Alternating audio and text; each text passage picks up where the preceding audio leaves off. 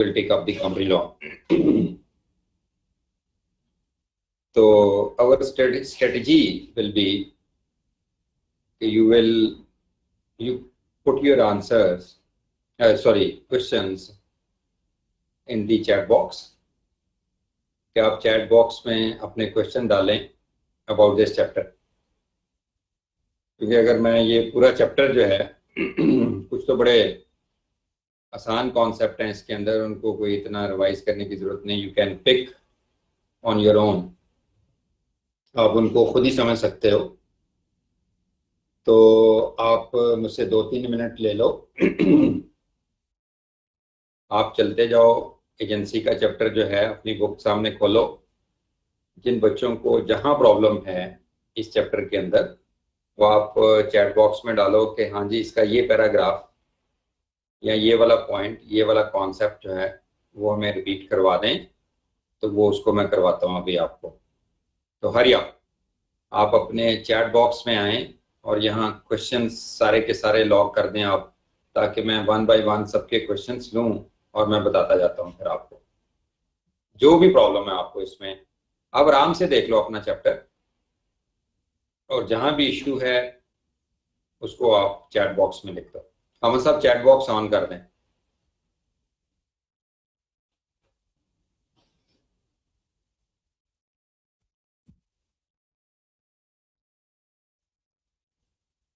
I am waiting your questions. Take it easy.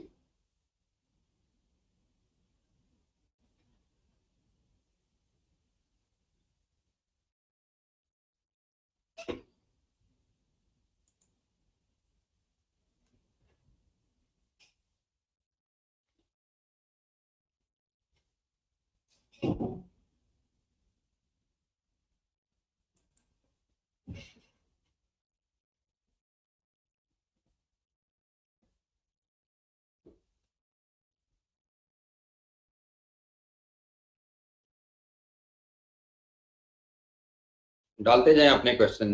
जो बच्चे आते जा रहे हैं आप अपने क्वेश्चंस डालें प्लीज.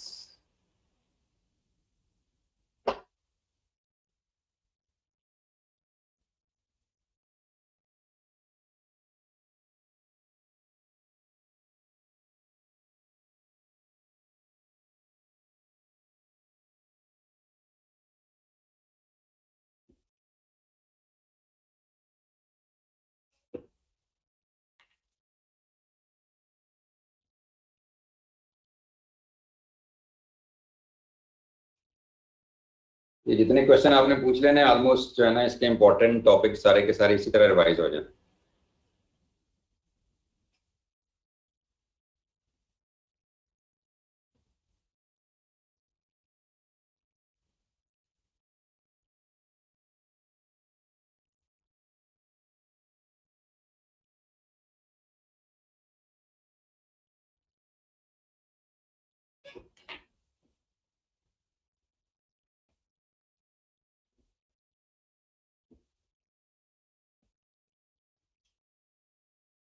ये मैं कैमरा ऑफ कर रहा हूँ, वीडियो.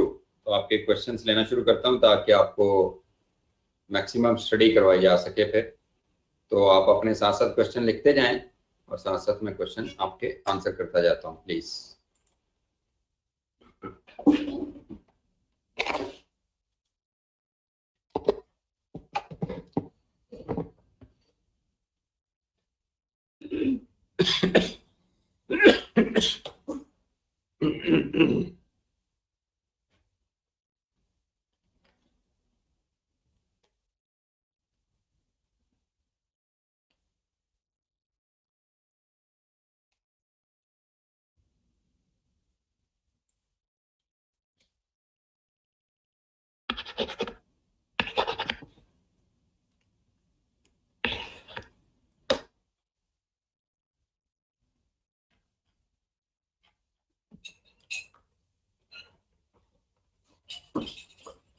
अच्छा जी, सबसे पहले क्वेश्चन आया असद मुश्ताक साहब. असद मुश्ताक साहब बोल रहे हैं ऑस्टेंसिबल अथॉरिटी बताइएगा सर. अच्छा जी, ऑस्टेंसिबल अथॉरिटी जो है अब अथॉरिटी ऑफ पार्टनर के अंदर हम चलते हैं।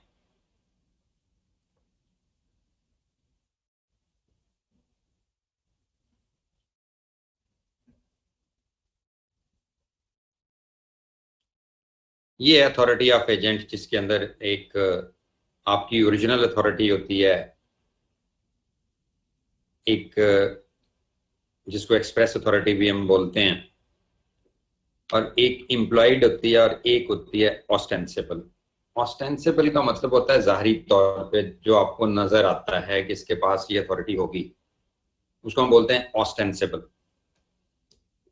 अब ये जाहरन कब लगता है आपको कि हकीकी पार्ट वो हकीकी तौर पे एजेंट नहीं होता? क्योंकि जब ये क्वेश्चन पैदा होता है ना, एक्सप्रेस अथॉरिटी का याद रखें और इम्प्लाइड अथॉरिटी का,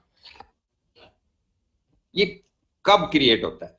जब when agent is appointed. Agent appointed है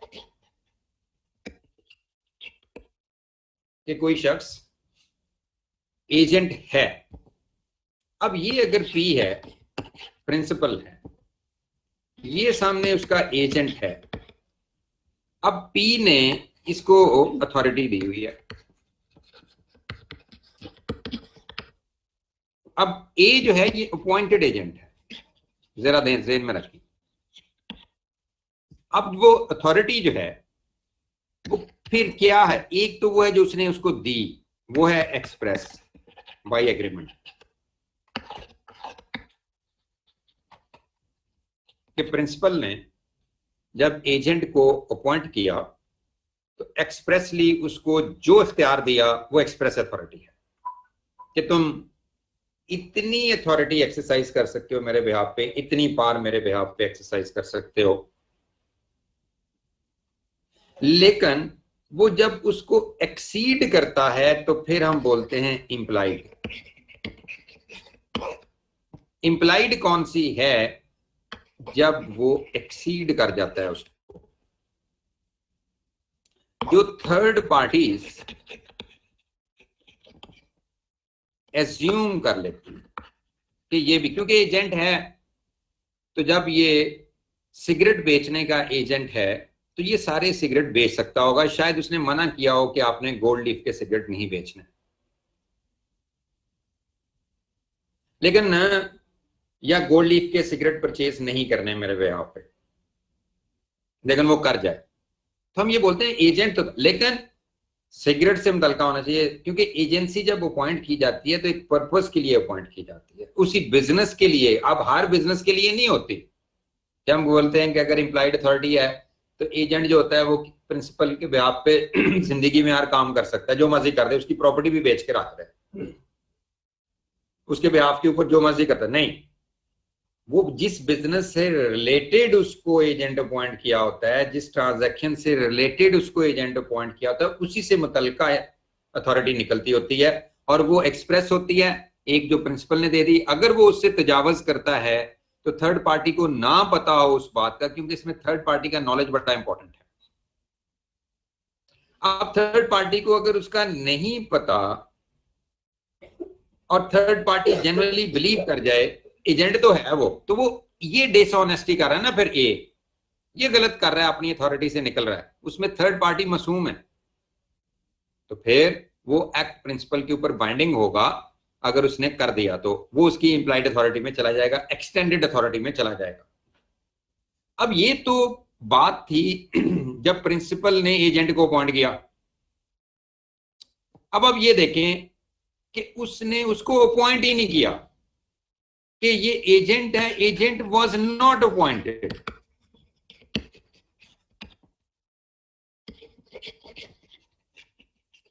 अब जब अपॉइंट ही ना हुआ, अब इसके अंदर फिर देखें, पी है और एक ए है सो कॉल्ड, हकीकी तो नहीं है वो,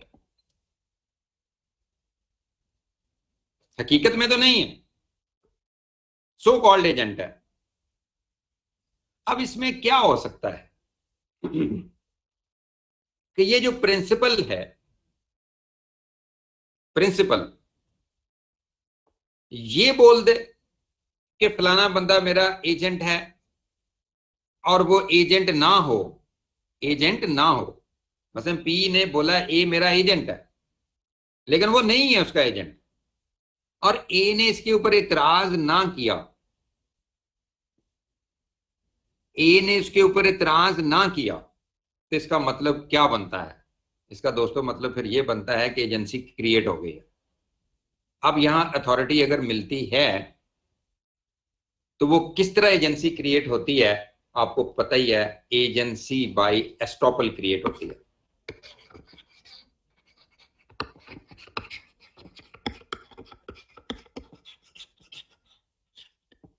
या वो होल्डिंग आउट एजेंट होता है।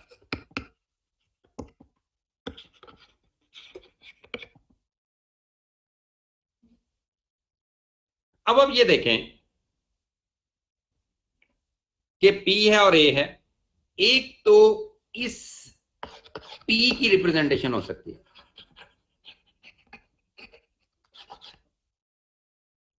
एक ये है कि ए की रिप्रेजेंटेशन भी हो सकती है। ध्यान करें जरा, दोनों काम हो सकते हैं कि एक पी क्लेम करे, बोले एलेज करे ए मेरा एजेंट है लेकिन वो नहीं है, और ए उस पर इतराज ना करे, तो एजेंसी क्रिएट हो गई। उसके बाद प्रिंसिपल जो होगा ये वाला शख्स उस ट्रांजैक्शन को ओन करेगा। फिर कल को फिर वो ये नहीं कह सकता मेरा तो वो एजेंट ही नहीं है, सरकार मेरी आपने कहा था, और उसने फिर इतराज भी नहीं किया, और एजेंट भी उससे फिर भाग नहीं सकता। इसी तरह अगर एजेंट जो होता है वो कुछ एक्ट करता है और प्रिंसिपल इतराज नहीं करता, एजेंट एजेंट के तौर पे एक्ट कर जाता है, हालांकि वो एजेंट होता नहीं है, अपॉइंटेड नहीं है, लेकिन वो रिप्रेजेंट करता है कि मैं एजेंट हूं। अब अगर वो कह दे कि मैं एजेंट हूं हालांकि वो ना हो, तो प्रिंसिपल डिसऑन करेगा। इस तरह तो मैं आपको उस दिन भी कह रहा था कि हर सड़क पे जाता हुआ बंदा मेरा एजेंट तो नहीं हो सकता बेग साहब का, कि मैं एजेंट हूं, तो आप क्या करें, इतबार करें कि हम वाकई एजेंट है। इस तरह नहीं जिंदगी में होता, मैं डिसऑन कर दूंगा, बात खत्म हो जानी है कसम से। लेकिन अगर जो थर्ड पार्टी है जेन्युइनली बिलीव करती हो, किस तरह जेन्युइनली बिलीव करती हो, अगर उसने ये साबित कर दी ये बात, अगर उसने ये बात साबित कर दी कि जब ये शख्स अपने आप को एजेंट क्लेम करता था, जब वो रिप्रेजेंटेशन देता था, तो प्रिंसिपल साहब आपने उस पर इतराज ही नहीं किया, हुआ आपके नॉलेज में है ये बात, आपको पता है इस बात का, आपकी हियरिंग में है ये चीज, अगर ये साबित कर दी थर्ड पार्टी ने, तो फिर एजेंसी क्रिएट होगी हुई है बाई स्टॉपर। फिर the agent is stop from denying, principal is stop from denying, दोनों बंदे फिर इस चीज से इनकारी नहीं हो सकते। लेकिन उसमें यह है कि अगर ए बोलता है कि मैं एजेंट हूं, तो प्रिंसिपल का कोई रोल आना चाहिए बीच के अंदर, प्रिंसिपल का नॉलेज उसमें जरूरी है, और वो उसके ऊपर ऑब्जेक्शन ना करे, या प्रिंसिपल बोल दे कि वो ए मेरा एजेंट है और ए उसके ऊपर इतराज ना करे, तो फिर ये क्रिएट होती है, अदरवाइज नहीं क्रिएट होती। ये सिंगल नहीं हो सकती कि जब कोई शख्स एजेंट कहे कि मैं एजेंट हूं, तो प्रिंसिपल की हियरिंग में हो और वो इतराज ना करे, वो अपने किसी कंडक्ट से साबित कर दे कि ये चुप है, इसको कोई इतराज नहीं, कहता जाएगा, तो फिर एजेंसी बाय स्टॉपल है। या प्रिंसिपल बोले और एजेंट इतराज ना करे, फिर भी है। लेकिन देखना यह है कि थर्ड पार्टी जो है उसका नॉलेज, कि थर्ड पार्टी जो है उसको अगर पता है कि नहीं है तो फिर नहीं है। लेकिन अगर थर्ड पार्टी मासूमियत अपनी शो करती है, ये कहती है कि मैंने सिर्फ ये नहीं कहा कि एक शख्स कहता था मैं एजेंट हूं तो वो मैंने मान लिया था,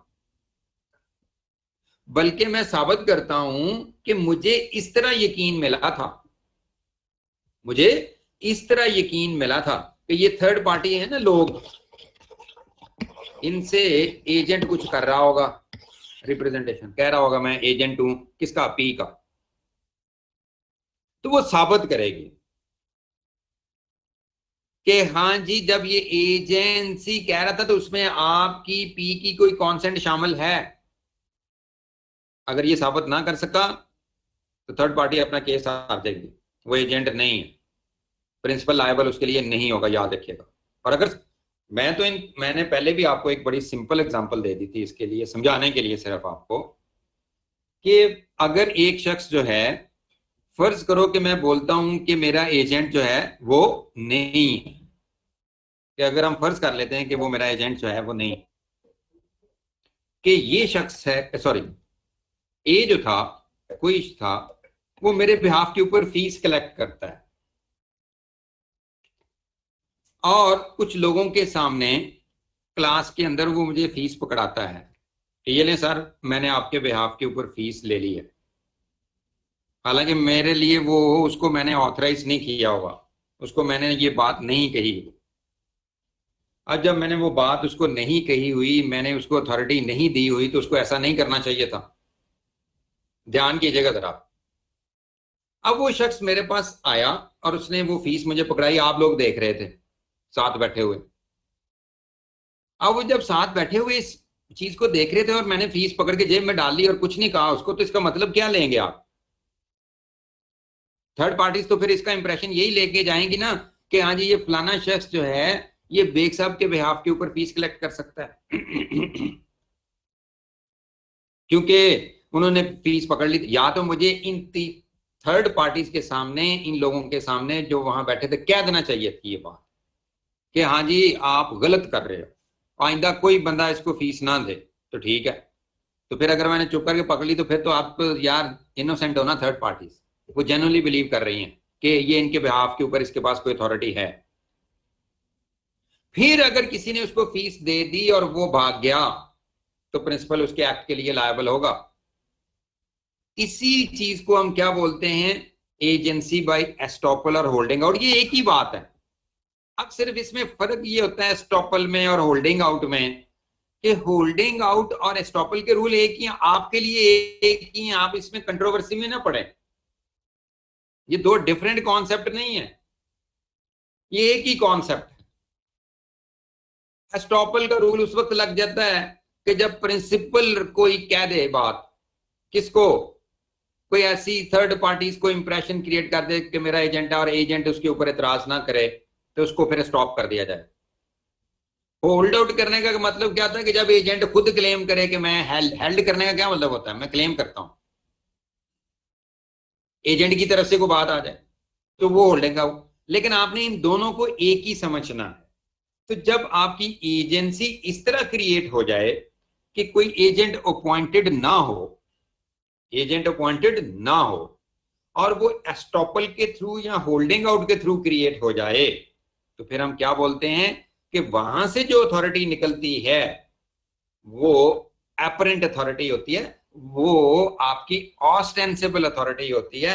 लोगों को ऐसा दिखता है कि ये एजेंट है, उनको ऐसा दिखा कि ये एजेंट है, हकीकत में वो एजेंट नहीं था, तो फिर एपरेंट अथॉरिटी ही उसने एक्सरसाइज की है ना। फिर आप समझ आ गई होगी आप कि हाँ जी ये क्या होती है और कहां से निकलती है।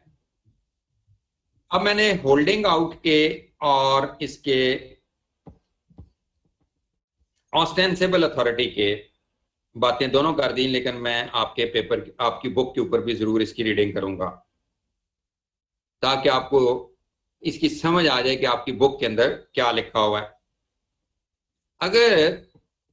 लेकिन अगर आपने ये, सबसे पहले अगर आपने ये मुझसे समझना है तो ये भी समझ लें, एजेंसी बाय एस्टॉपल यहां से शुरू कर लें ताकि ये दोनों क्वेश्चन आपके सॉल्व हो जाए। बहुत सारे बच्चों को इसके अंदर प्रॉब्लम है और अक्सर एग्जाम के अंदर क्वेश्चन भी आया होता है। माइक जरा प्लीज अपने ऑफ रखिएगा कि पहले एजेंसी बाय एस्टॉपल समझ लें। अब एस्टॉपल स्टॉप से निकला हुआ है, रोको। अब ये कहां से रूल निकला था? ये इक्विटी का प्रिंसिपल है, इंसाफ का एक रूल है,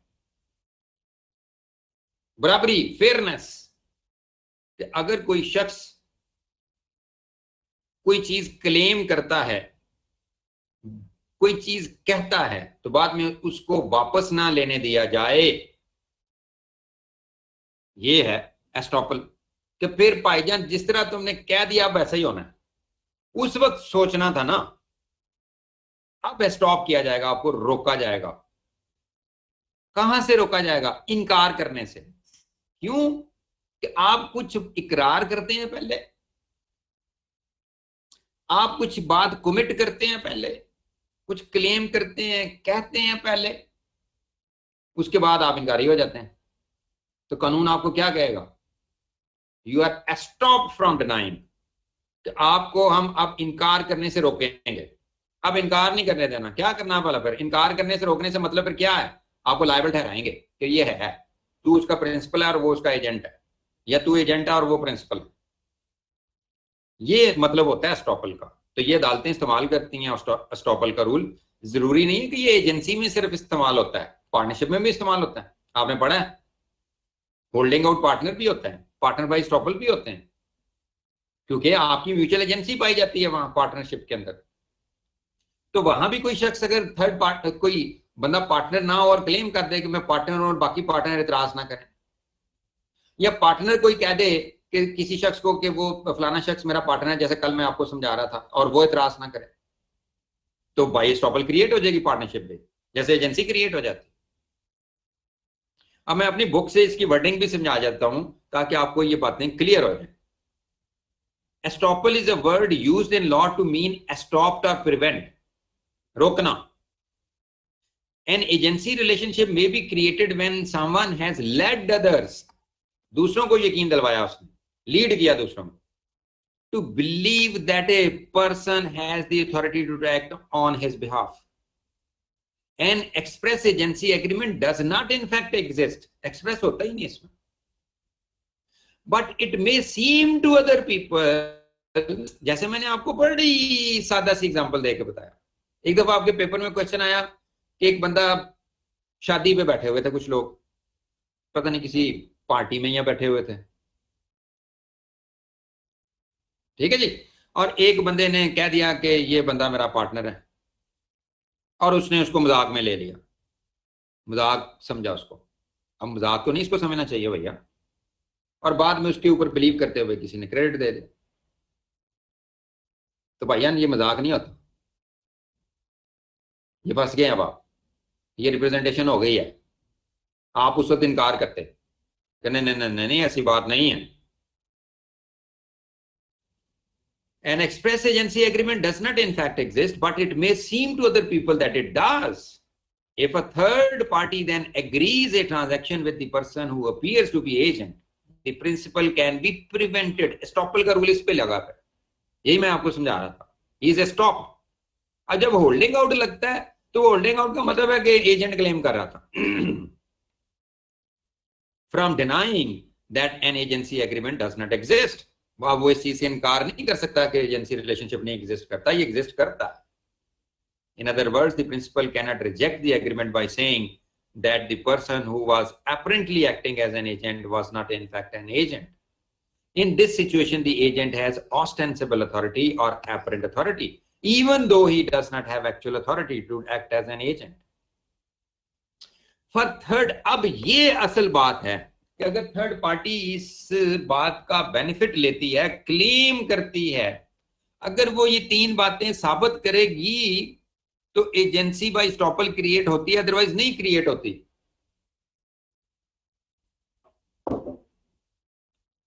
नहीं होनी, कहता रहे कोई, प्रिंसिपल इनकार कर देगा।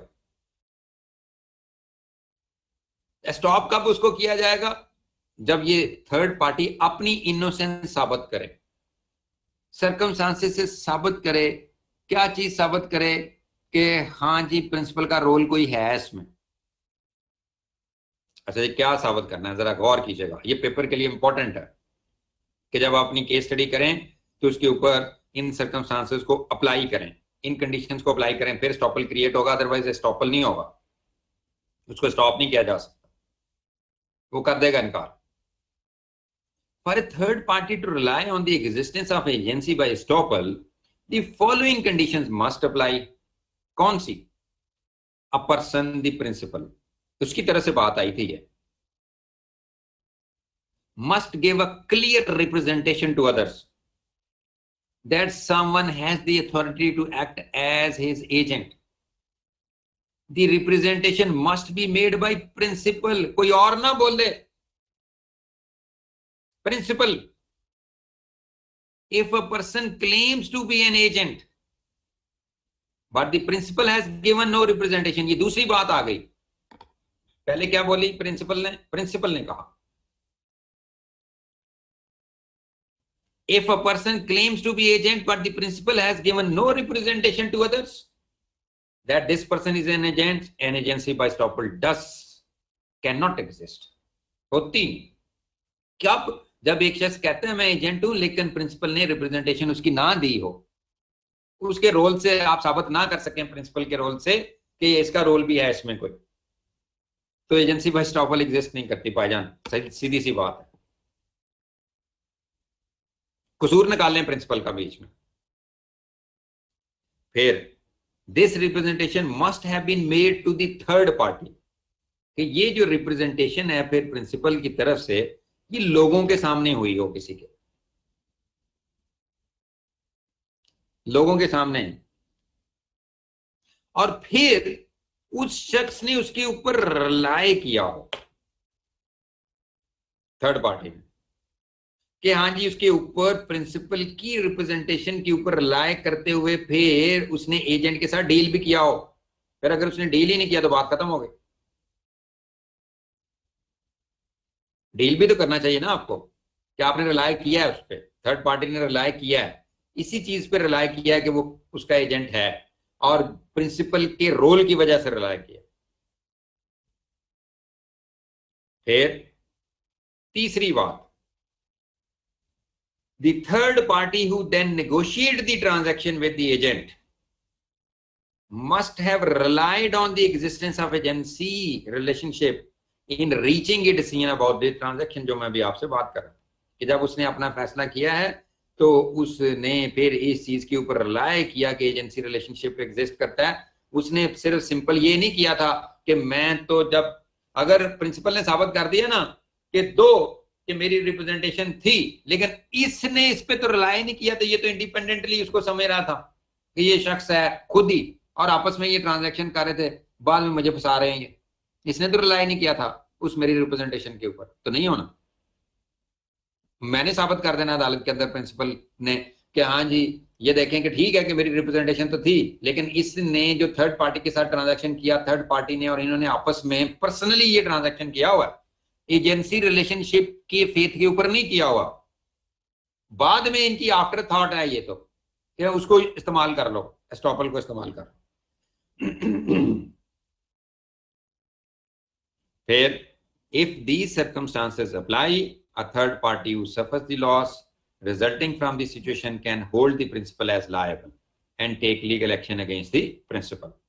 तो ये तो था आपका एजेंसी बाय एस्टॉपल।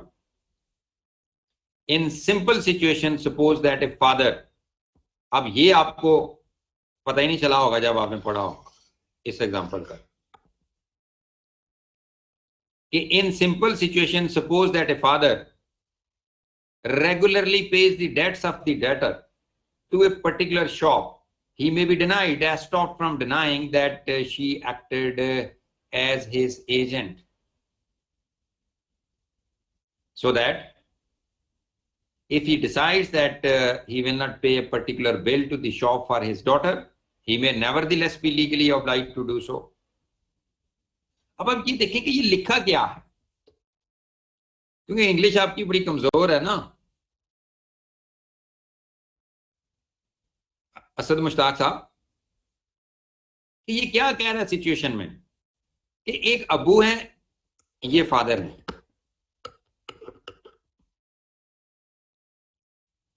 एक इनकी डॉटर है।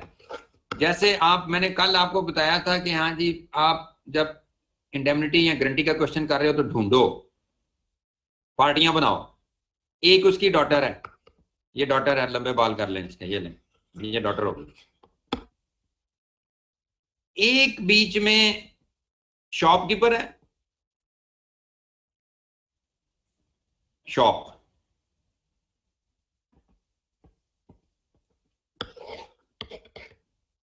ये शॉपकीपर।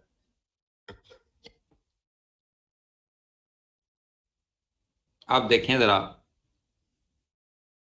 शॉपकीपर का क्या है, इसमें डॉटर क्या है, फादर क्या है।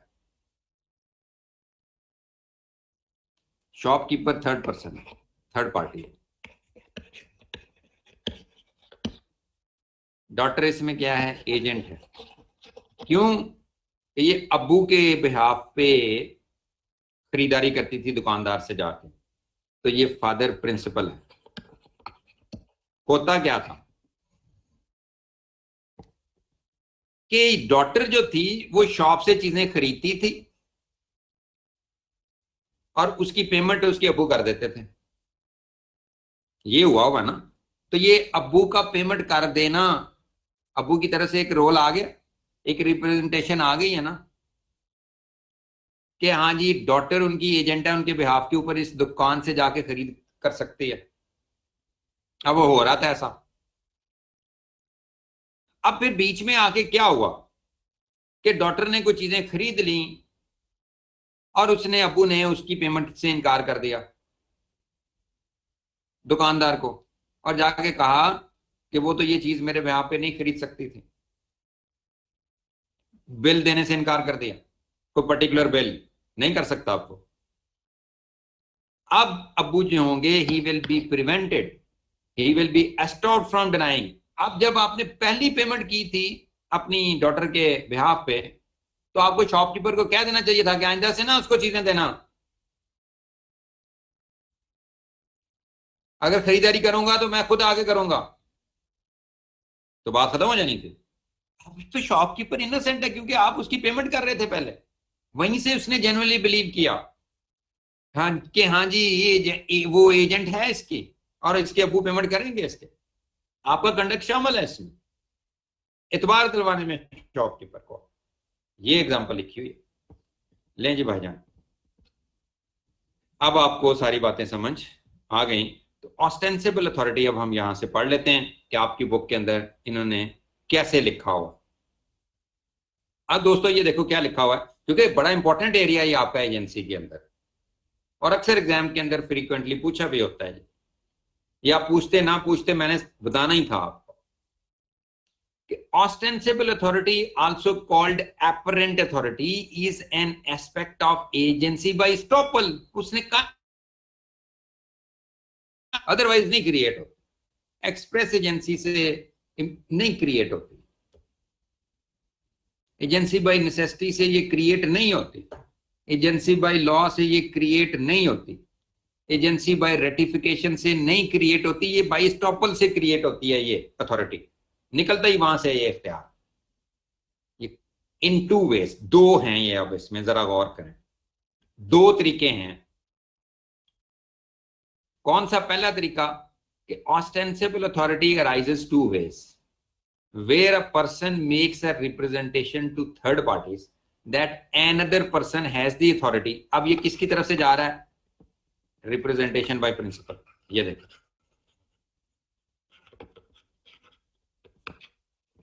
रिप्रेजेंटेशन बाय पी हो रही है यहां, जरा देख लें, खुद ही देख लें। आप लॉ को पढ़ा तो करें, जरूर लिया करें, सूटे लगाया करें लॉ के, पहले भी मैंने आपको कहा था।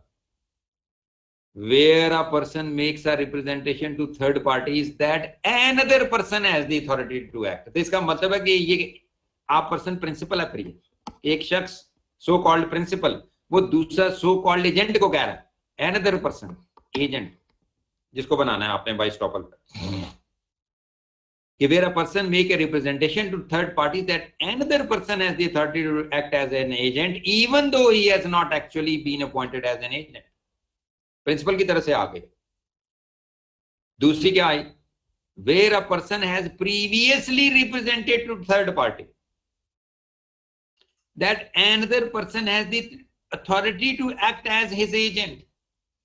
ये क्या बात लिखी हुई है कि एक ऐसा शख्स है जिसने पहले रिप्रेजेंटेशन दी हुई है थर्ड पार्टी को कि कोई अनदर पर्सन उसका एजेंट है। ये भी प्रिंसिपल की तरफ से बातें हो रही हैं। प्रीवियसली, कभी पहले कहा था, ठीक है, होता है जिंदगी में ऐसे कि प्रिंसिपल था, उसका एक एजेंट था, उसने प्रॉपर अथॉरिटी दी हुई थी, एक्सप्रेस अथॉरिटी थी कसम से। उसके बाद क्या हुआ? And the authority was subsequently taken away. but the third parties who previously dealt with the agent have not been informed of this fact. ये बड़ी खतरनाक बात है जो कल मैं आपको कहा था नोटिस देके जाएं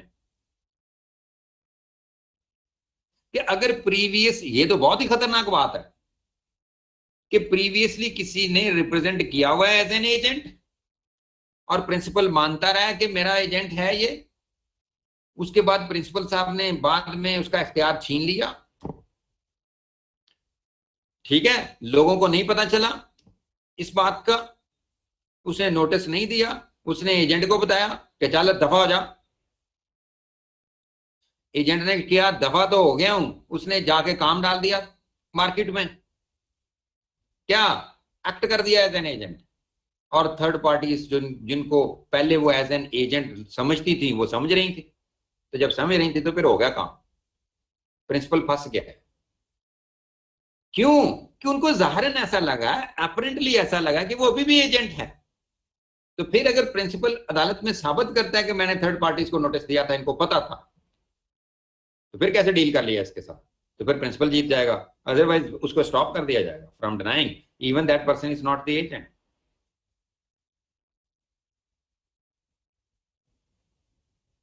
A person who is agent by estoppel has the ostensible authority that would be assumed for any such agent. The existence of ostensible authority is therefore found in the case of agency by estoppel. उसी में होती है, बस कहीं और नहीं होती। बात हो गई आपकी खत्म। तो होप कि आपको ये कॉन्सेप्ट पहले से ज्यादा क्लियर हो गया होगा, उम्मीद तो बड़ी है। अच्छा, अब्दुल्ला अफजल साहब ने भी यही क्वेश्चन पूछा, मरियम इनाम ने भी यही क्वेश्चन पूछा, होल्डिंग आउट का कॉन्सेप्ट क्लियर कर दें, मुबशर साहब ने क्लियर कर दिया।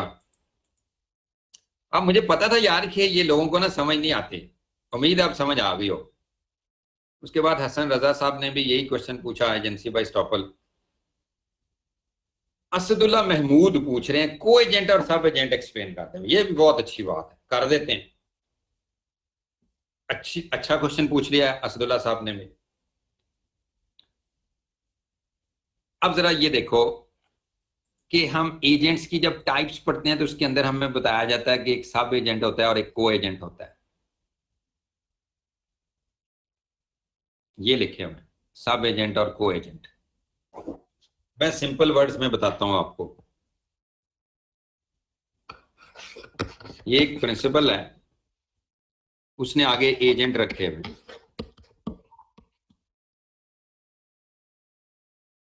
एक एजेंट ये है, एक एजेंट ये है, एक एजेंट ये है।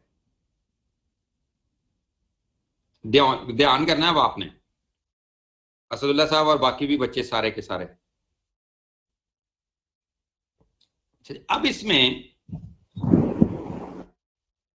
ये जो एजेंट है आगे अगर किसी एजेंट को अपॉइंट करे, एजेंट आगे किसी एजेंट को अपॉइंट करे, तो फिर हमेशा याद रखना है कि जो सब एजेंट है अपॉइंटेड बाय एजेंट होता है।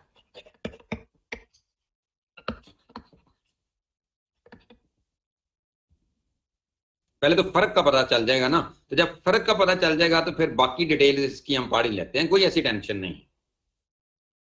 कि सब एजेंट को हमेशा किसने अपॉइंट करना है? एजेंट ने, उसमें प्रिंसिपल का कोई रोल नहीं होता।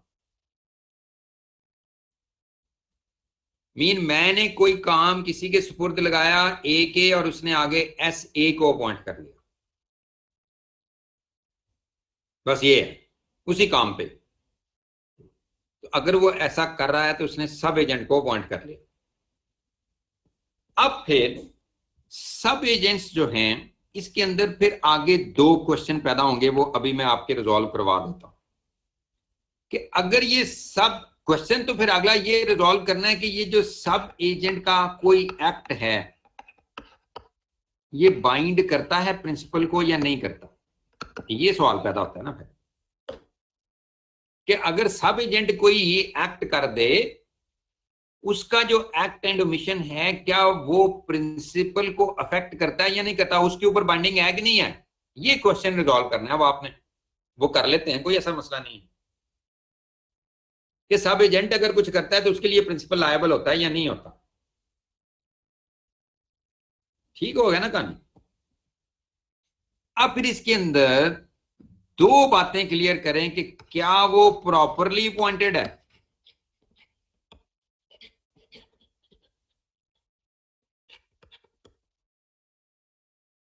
या नॉट प्रॉपरली अपॉइंटेड, बस ये है।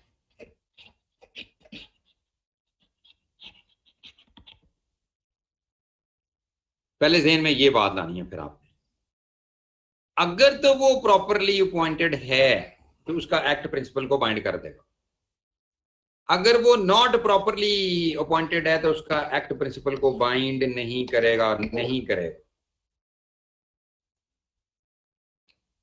उसके लिए प्रिंसिपल लायबल नहीं होगा उसके किसी भी एक्शन के लिए।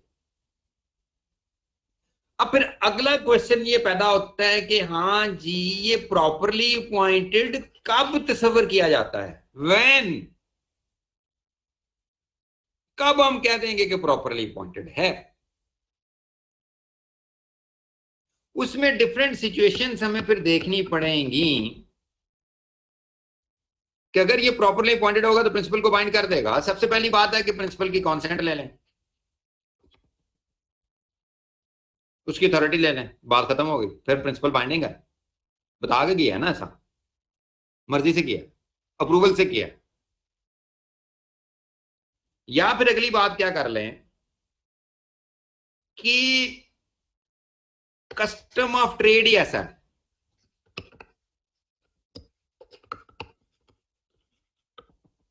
नेचर ऑफ ट्रांजैक्शन ही ऐसा है, इसमें ऐसे ही होता है, इसमें ऐसे ही होता है। ये कारोबार की नोयत ही ऐसी है, इसकी कस्टम ही ऐसी है, इसकी प्रैक्टिसेस ही ऐसी हैं, इसका यूजेज ही ऐसा है कि यहां एजेंट को आगे बंदे भर्ती करने पड़ते हैं, सब एजेंट रखने पड़ते हैं। कि अगर आपने कोई सेल एजेंट अपॉइंट किया तो उसको कैशियर रखना पड़ता है, उसको आगे फिर कोई सेलमैन रखना पड़ता है, उसको कोई क्लर्क रखना पड़ता है। नोयत ही ऐसी है। एक स्टॉक एक्सचेंज का ब्रोकर है, वो आपके बिहाफ के ऊपर शेयर सेल परचेज करता है, तो उस बिजनेस की नेचर ही ऐसी है कि उस फिर स्टॉक एक्सचेंज के ब्रोकर को आगे मुलाजम रखने पड़ते हैं जो डिफरेंट क्लाइंट्स के साथ फिर डील करते हैं। वो सब एजेंट है, उसकी नेचर ही ऐसी है, कस्टम है, प्रॉपरली अपॉइंटेड, प्रिंसिपल को बाइंड कर देगा चाहे उसकी कॉन्सेंट नहीं है। क्यों? कि उस बिजनेस की नॉर्म है वो, कि उसमें ऐसा होता है। हाँ जी, सोने के बिजनेस, गोल्ड के बिजनेस में ऐसा होता है, फिश के बिजनेस में ऐसा होता है, सब्जी के बिजनेस में ऐसा, साबित करके दिखा देंगे अगर तो ठीक है, प्रॉपरली अपॉइंटेड है। वो फिर प्रिंसिपल को नॉलेज होना चाहिए कि हाँ जी इस कारोबार में तो ऐसा होता है कि मेरे एजेंट को ऐसा करना पड़ना है, बाद में मैंने फंसना है। फिर ये है कि कोई एक्ट इमटेरियल है, वो इतना इंपॉर्टेंट नहीं है, छोटी मोटी को बात है, तो उसके लिए अगर आपने कोई सब एजेंट रख भी लिया तो खैर है। कि आपने मुझे कहा गाड़ी ठीक करें या मुझे कहा ये फलाना काम करें, मैंने उसका एक पेच लगाने के लिए दूसरे बंदे को कह दिया, या आपने मुझे को काम कहा कि हाँ जी मेरा ये काम कर दो, बटन लगाने के लिए मैंने किसी को कह दिया, छोटा काम, इमटेरियल है वो। मैंने आपको अपॉइंट किया हुआ है कि हाँ जी आप मेरे ब्याह पे चप्पल कबाब बेचें, मेरे ब्याह पे फिश बेचें, मैंने दुकान डाल दी आपको, आपने कोई इमटेरियल काम करने के लिए बंदा रख लिया टेबल साफ करने के लिए, इमटेरियल है ना वो। या काउंट करने के लिए मैंने आपको जूतों की दुकान डाल दी, मेरा ब्रांड था एहसान चप्पल हाउस, आपने वहां जूते सीधे करने के लिए बंदा रख लिया, इमटेरियल। तो फिर जब प्रॉपरली अपॉइंटेड होगा ना सब एजेंट, अब जरा ये देखें, कोई ऐसी टेंशन ना लिया करें दिमाग में समझा करें बातों को, सब बातें क्लियर हो जाएंगी जिंदगी में। अ सब agent is the person implied by the original agent, बस यहीं से बात क्लियर हो गई।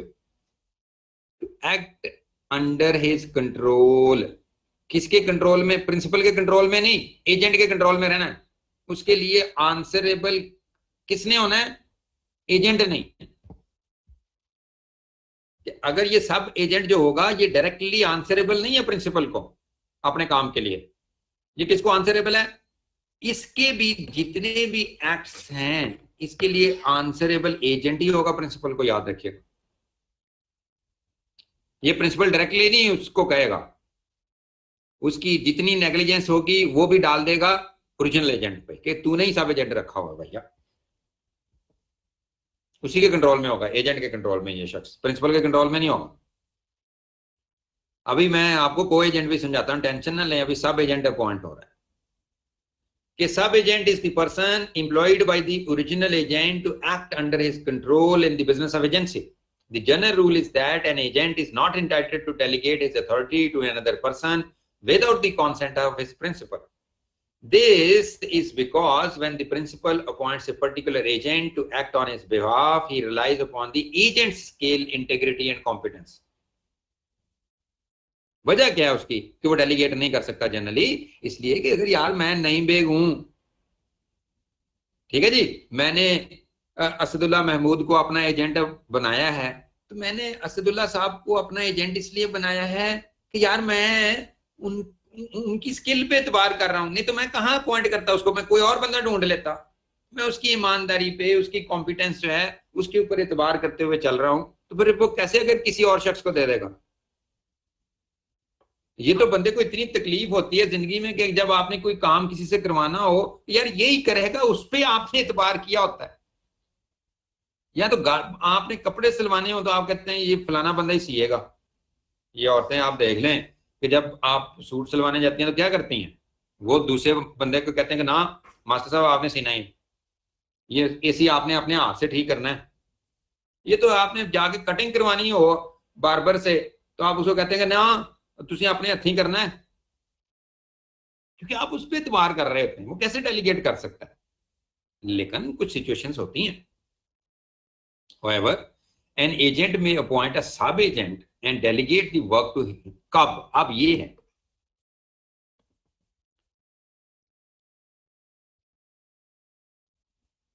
ये प्रॉपरली अपॉइंटेड है कि डेलीगेशन कर सकते हैं। The principal has expressly permitted delegation of such power. दूसरा, ordinary custom of trade of sub-agent may be employed. The stock exchange member broker generally appoint clerk to transact business on behalf of their clients.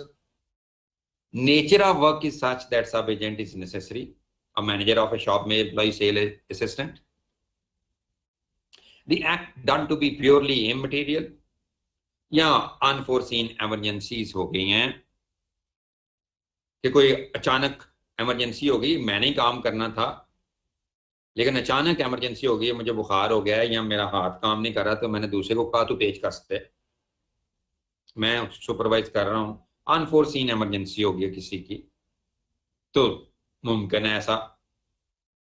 तो फिर ये situations आपने साबित करनी है तो सब एजेंट अपॉइंट होते हैं, नहीं तो नहीं हो सकते। फिर अगर ये बात हो गई कि सब एजेंट प्रॉपरली अपॉइंटेड है तो फिर ये रूल अप्लाई करें आप, क्या? The principal is bound by the acts of sub agent. वो बाउंड है as if the sub agent was agent originally appointed, उसी तरह जिस तरह ओरिजिनल एजेंट होता। So for principal is concern, उसके एक्ट से बाइंड होगा। अगर थर्ड पार्टी कहती है कि मैंने प्रिंसिपल को लायबल ठहराना है सब एजेंट के एक्ट के लिए, तो वो ठहरा सकती है। The agent is responsible to the principal for the acts of the sub agent. कि जो सब एजेंट के फिर एक्ट्स हैं उनके लिए प्रिंसिपल को लायबल होगा, उसकी नेग्लिजेंस के लिए, हर एक चीज के लिए वो एजेंट खुद प्रिंसिपल को जवाबदेह होगा। The sub agent is responsible for acts to the agent. Agent को लायबल है वो कौन? सब एजेंट। लेकिन ये आपकी बात याद रखें फ्रॉड श्रॉड अगर हो जाए ना तो फिर प्रिंसिपल डायरेक्टली आपको स्क्रू कर सकता है, नहीं तो प्रिंसिपल आपको नहीं चढ़ेगा। वो आपके जिसने आपको अपॉइंट किया हुआ है, जिस एजेंट ने, उसी को चढ़ेगा, उसी को अकाउंटेबल ठहराएगा, आपके भी किसी किए रहेगा। लेकिन अगर आपने फ्रॉड कर दिया ना किसी के साथ, विलफुल रॉन्ग कर दिया जानबूझ के, उसके लिए प्रिंसिपल डायरेक्टली आपको सू कर सकता है, याद रखिएगा। वो ये केस स्टडी बन सकती है एक अलग से, एजेंट ही लायबल होगा to the principal for the acts of the sub agent but not in case of fraud और विलफुल रॉन्ग। उसके लिए क्या होगा, वो शख्स खुद फ्रॉड अपना उसके लिए वो पर्चा उस पर कटवा देगा, क्रिमिनल केस उस पर बना देगा, प्रिंसिपल एजेंट पे नहीं बनाएगा। अब अगर वो नॉट प्रॉपरली अपॉइंटेड है तो फिर तो कहानी खत्म हो गई ना। अगर वो प्रॉपरली अपॉइंटेड नहीं है तो फिर कहीं भी जिम्मेदारी नहीं है प्रिंसिपल, फिर एजेंट जाने और उसका सब एजेंट जाने, प्रिंसिपल की तरफ नहीं आना, थर्ड पार्टी भी नहीं आ सकती, थर्ड पार्टी भी नहीं आ सकती प्रिंसिपल की तरफ। प्रिंसिपल भी एजेंट की तरफ नहीं जा सकता और सब एजेंट की तरफ नहीं जा सकता, वो दोनों जाने आपस के अंदर, क्योंकि नॉट प्रॉपरली अपॉइंटेड।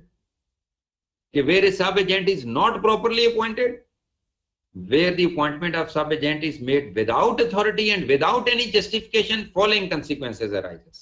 प्रिंसिपल से पूछे बगैर कर लिया, यहाँ आपके पास जस्टिफिकेशन नहीं थे। जस्टिफिकेशन कौन सी हैं, ये जो लिखी हुई है, ये भी आपने पढ़नी है। तो क्या होगा, the agent stands as principal toward sub agent. ये जो एजेंट होता है ना, फिर यही उसका प्रिंसिपल बन जाता है, सब एजेंट वही उसका रिस्पॉन्सिबल है। The principal is not bound. The principal is not represented by such sub agent and hence he is not liable for the acts of the sub. Principal भी liable नहीं। The agent is responsible for the acts of the sub agent to the principal as well as to the third। सब के लिए agent ही liable है, third parties को भी वही liable है, प्रिंसिपल को भी वही liable है। The sub responsible to the principal, he cannot be held liable by the principal even for fraud, willful wrong। He is responsible for his acts only to the agent। बात खत्म यार। अब जरा ना आप समझें को एजेंट को। अब जब यार को एजेंट की बात आती है ना, तो वो ये होती है कि एजेंट पैरेलल होते हैं। को का मतलब क्या होता है आपको पता ही है, इकट्ठे साथ साथ।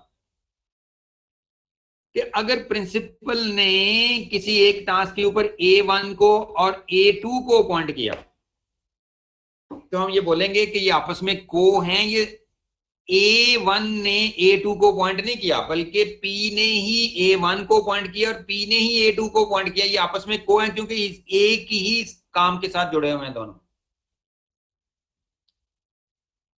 जैसे मैं अभी आपको कह रहा था कि मैंने चप्पल शॉप डाल ली, अब जिसको मैंने वो फ्रेंचाइज दी वो मेरा एजेंट ही है। अब उसकी एक दो शिफ्टें बना दी, दोनों वहीं एक जगह पे काम कर रहे हैं, को एजेंट है।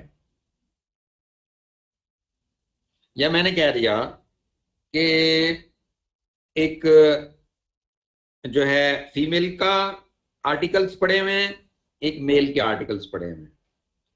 फीमेल आर्टिकल्स यहां ये बेचेगा और मेल आर्टिकल ये बेचेगा, दोनों एजेंट वही हैं सरकार मेरी। ये दोनों फिर पैरेलल काम कर रहे हैं। ये दोनों को प्रिंसिपल ने अपॉइंट करना है, एजेंट ने अपॉइंट नहीं करना आगे एजेंट, बल्कि प्रिंसिपल ने उसके साथ एक और एजेंट अपॉइंट करना है। उसको हम बोलते हैं कि ये उसका को बन गया। ये डायरेक्टली लायबल है प्रिंसिपल को, डायरेक्टली लायबल है प्रिंसिपल को। लेकिन इसमें जो पॉइंट आपने याद रखना है वो क्या है कि जब को एजेंट अपॉइंट किए जाते हैं ना, ये दोनों के एक जगह के ऊपर A1 भी है और A2, ये दोनों का आपस में ट्रस्ट एंड कॉन्फिडेंस बड़ा जरूरी है, बहुत ही जरूरी है। इन दोनों का कोऑर्डिनेशन बहुत जरूरी है। होता क्या है, लॉ ये कहता है कि प्रिंसिपल साहब जो हैं वो वहां एक एजेंट अपॉइंट करें, फिर अगर उनको कोई को एजेंट की वहां जरूरत है, ध्यान करिएगा मेरी बात जो मैं कह रहा हूं, अगर वहां उसकी को एजेंट की जरूरत है तो A1 को कहें कि A2 ढूंढे। ध्यान करो कि P जो है अपने एजेंट को बोले कि वहां मुझे एक और एजेंट चाहिए दूसरी शिफ्ट के लिए, या ये जो है फीमेल का सामान बेचने के लिए। तो आप ये करो कि एक बंदा अपने जैसा हीरा और ढूंढो। ये करता है वो ताकि तुम्हारे साथ काम करे।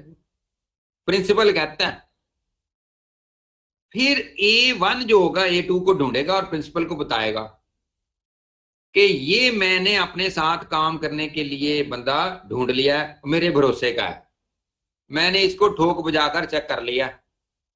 वो ठोक बजाकर चेक करना जरूरी है उसको, क्योंकि अगर आपने उसको ठोक बजाकर चेक ना किया तो कल को आप फंसेंगे, नहीं तो नहीं फंसेंगे। अब ये फिर जो A2 होगा ये ऑन दी, ये पॉइंट नहीं बोलना, रिकमेंडेशन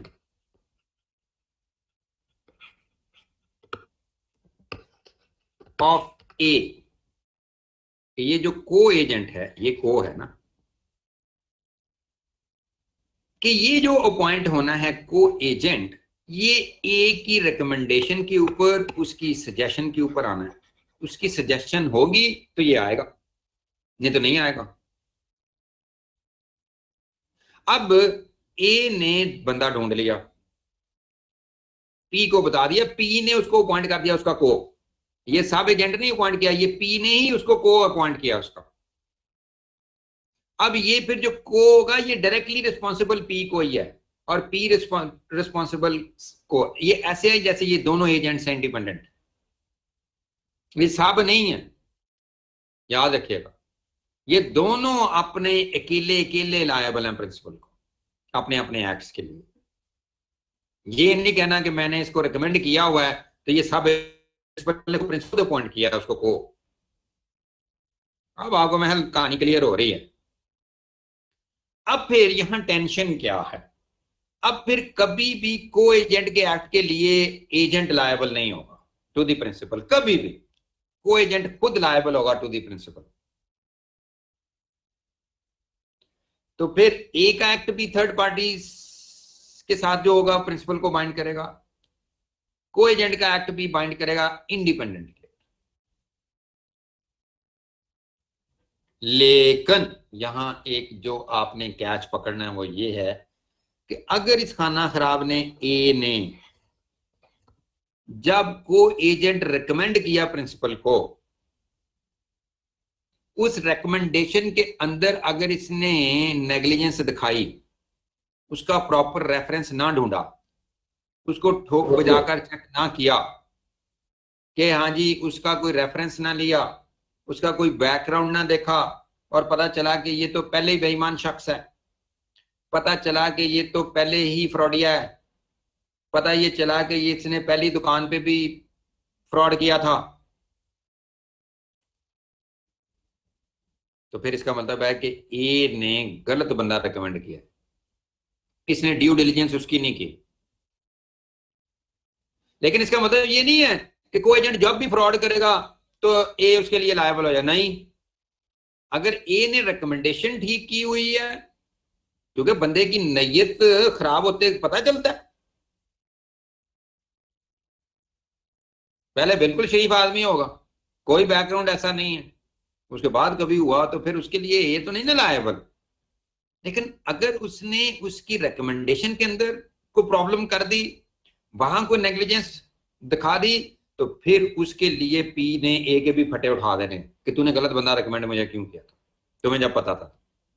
तो this is the difference between the sub agent and the को एजेंट। अब अगर आप को एजेंट को पढ़ते हैं तो अब आपके जहन में सारी बात क्लियर हो जाएगी। क्या को एजेंट और सब्सटीट्यूटेड एजेंट भी इसको बोलते हैं, कि उसका मुतबादल, Co-agent or substituted agent is a person who is named by the agent. नाम वो देता है, बस अपॉइंट नहीं करता उसको. On an express or implied authority from the principal, कि प्रिंसिपल की तरफ से उसको अथॉरिटी मिलती है कि तुम एक बंदा मुझे बताओ. To act for the principal.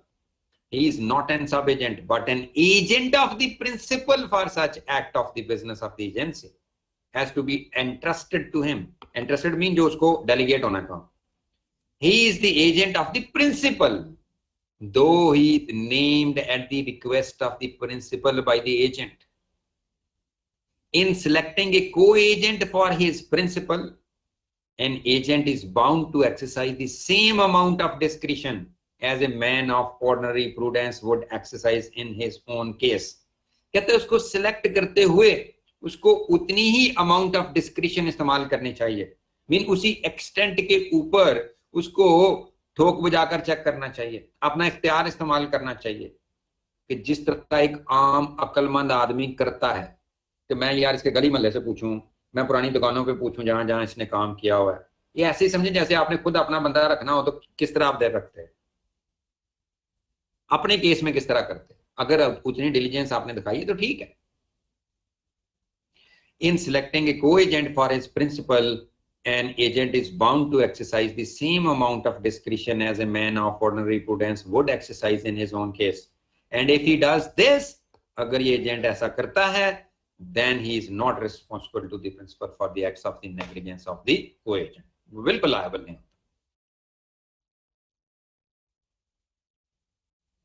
लें जी my dear, आपको मैंने सब एजेंट और को एजेंट भी अच्छी तरह समझा दिया है. जिन बच्चों को थोड़ा बहुत कॉन्सेप्ट का फर्क था, आपको पहले आता होगा, आपके टीचर्स ने बताया भी होगा, लेकिन फिर भी जो थोड़ा बहुत फर्क रह गया होगा वो भी आपको क्लियर हो गया होगा. अच्छा जी, आगे हारिस अफरीदी साहब कह रहे हैं कि अथॉरिटी ऑफ एजेंट. ये बॉस आपको मुझे बताना पड़ेगा कि कौन सी अथॉरिटी आपको समझ नहीं आई. वैसे मैंने सारी समझा दी है. जुहेब हसन साहब कहते हैं इम्प्लाइड एंड ऑस्टेंसिबल अथॉरिटी समझा दी है.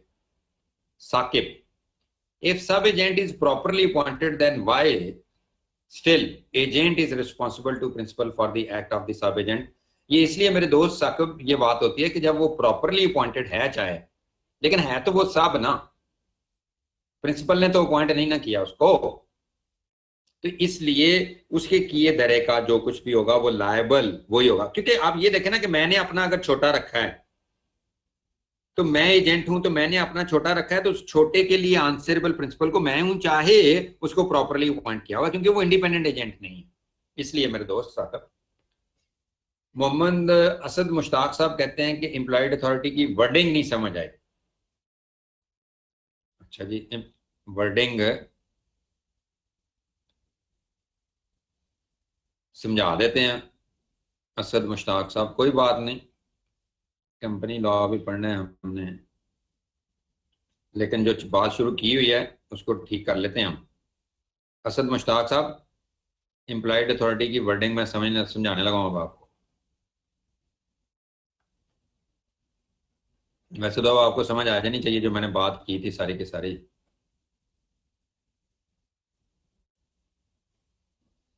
ये है अथॉरिटी ऑफ एन एजेंट. ये एक्सप्रेस आ गई, इम्प्लाइड आ गई. इसकी वर्डिंग पढ़ लेते हैं. मैंने कहा था इम्प्लाइड वो है जो थर्ड पार्टी समझ लेती हैं, जो चाहे ना हो. मसलन मेरा यार, अगर आप कैप्स कॉलेज से बाहर से हैं, जो बाहर एक आपका एडमिशन ऑफिसर बैठा हुआ है या हमारे तनवीर साहब बैठे हुए हैं, आपको क्या पता है कि मैंने कितनी अथॉरिटी दी हुई है उसको? नहीं ना पता.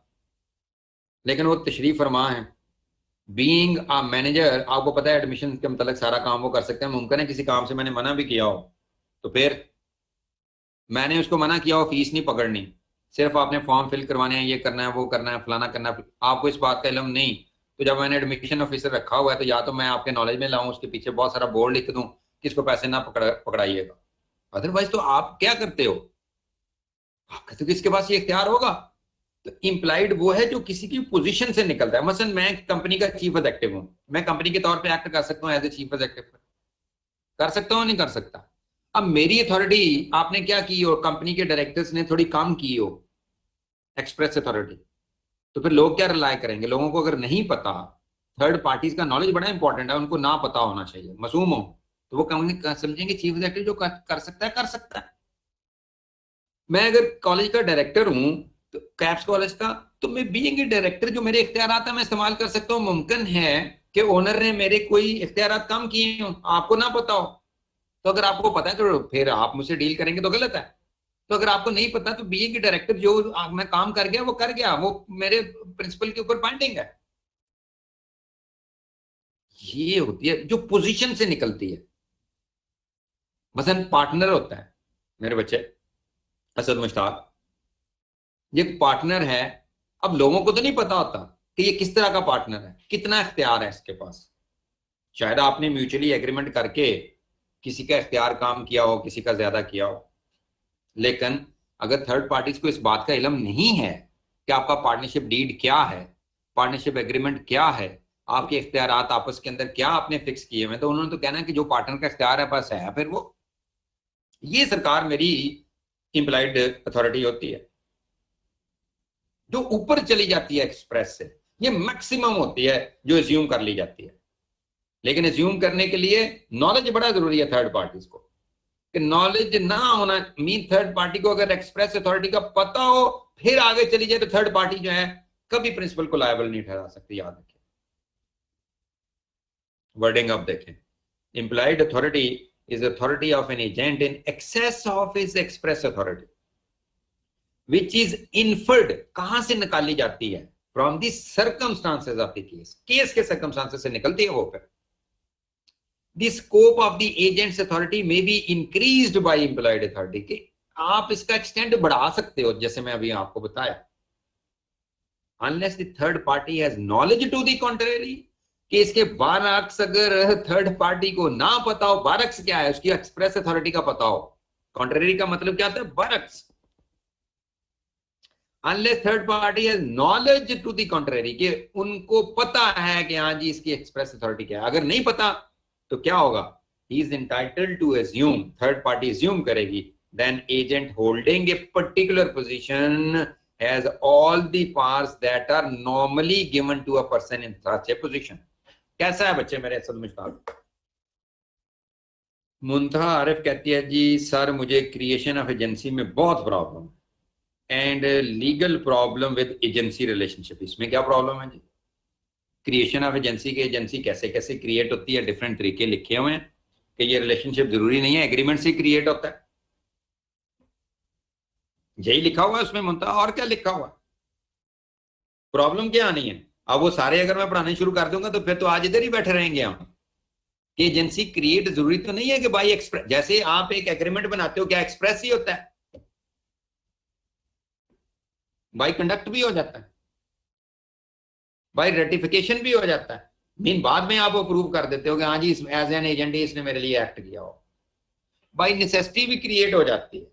मीन इमरजेंसी हो गई और आपने एजेंट के तौर पे एक्ट कर दिया कि आप मेरे अंडे लेके जा रहे थे, मेरे अंडे लेके जाने का मतलब है कि मेरा को माल लेके जा रहे थे, अंडे बेचने थे आपने या कहीं पहुंचाने थे, आप कैरियर थे, बेली थे, पहुंचाने थे कहीं से, ट्रांसपोर्टर थे, रास्ते में बंद हो गए रास्ते, आपको बेचने पड़ सकते हैं, तो फिर आप मेरे से राब्ता करते हैं, नेसेसिटी क्रिएट होती है, इमरजेंसी क्रिएट होती है, मुझसे राब्ता नहीं होता, आप कुछ कर देते हैं, बेच देते हैं, तो मैंने तो बेचने का इख्तियार नहीं दिया हुआ, तो बाई नेसेसिटी क्रिएट हो गई है एजेंसी।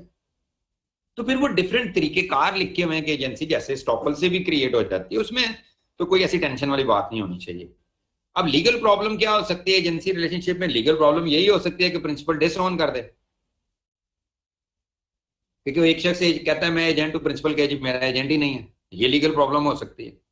ये लीगल प्रॉब्लम क्या क्रिएट हो सकती है इसके अंदर? कॉम्प्लिकेशन कि हाँ जी मैंने इतना इख्तियार इसको दिया हुआ था अपने एजेंट को, ये उसे इंक्रीज कर गया, तजावज कर गया उससे, और क्या कहूँ। सबूर अहमद साहब कहते हैं ऑस्टेंसिबल बता दी, सब एजेंट को एजेंट, समीउल्लाह साहब ने भी पूछा बता दिया। फिर हफीजुल्लाह साहब ने पूछा जी स्टॉपल और होल्डिंग आउट का डिफरेंस बताएं, बता दिया। अच्छा जी, हसनैन साहब कहते हैं रेक्विजिट ऑफ वैलिड रेटिफिकेशन, कि ये जो वैलिड रेटिफिकेशन है ये कैसे होती है? अच्छा जी, जब आप एजेंसी बाय रेटिफिकेशन दोस्तों क्रिएट करते हैं ना, तो मतलब क्या होता है?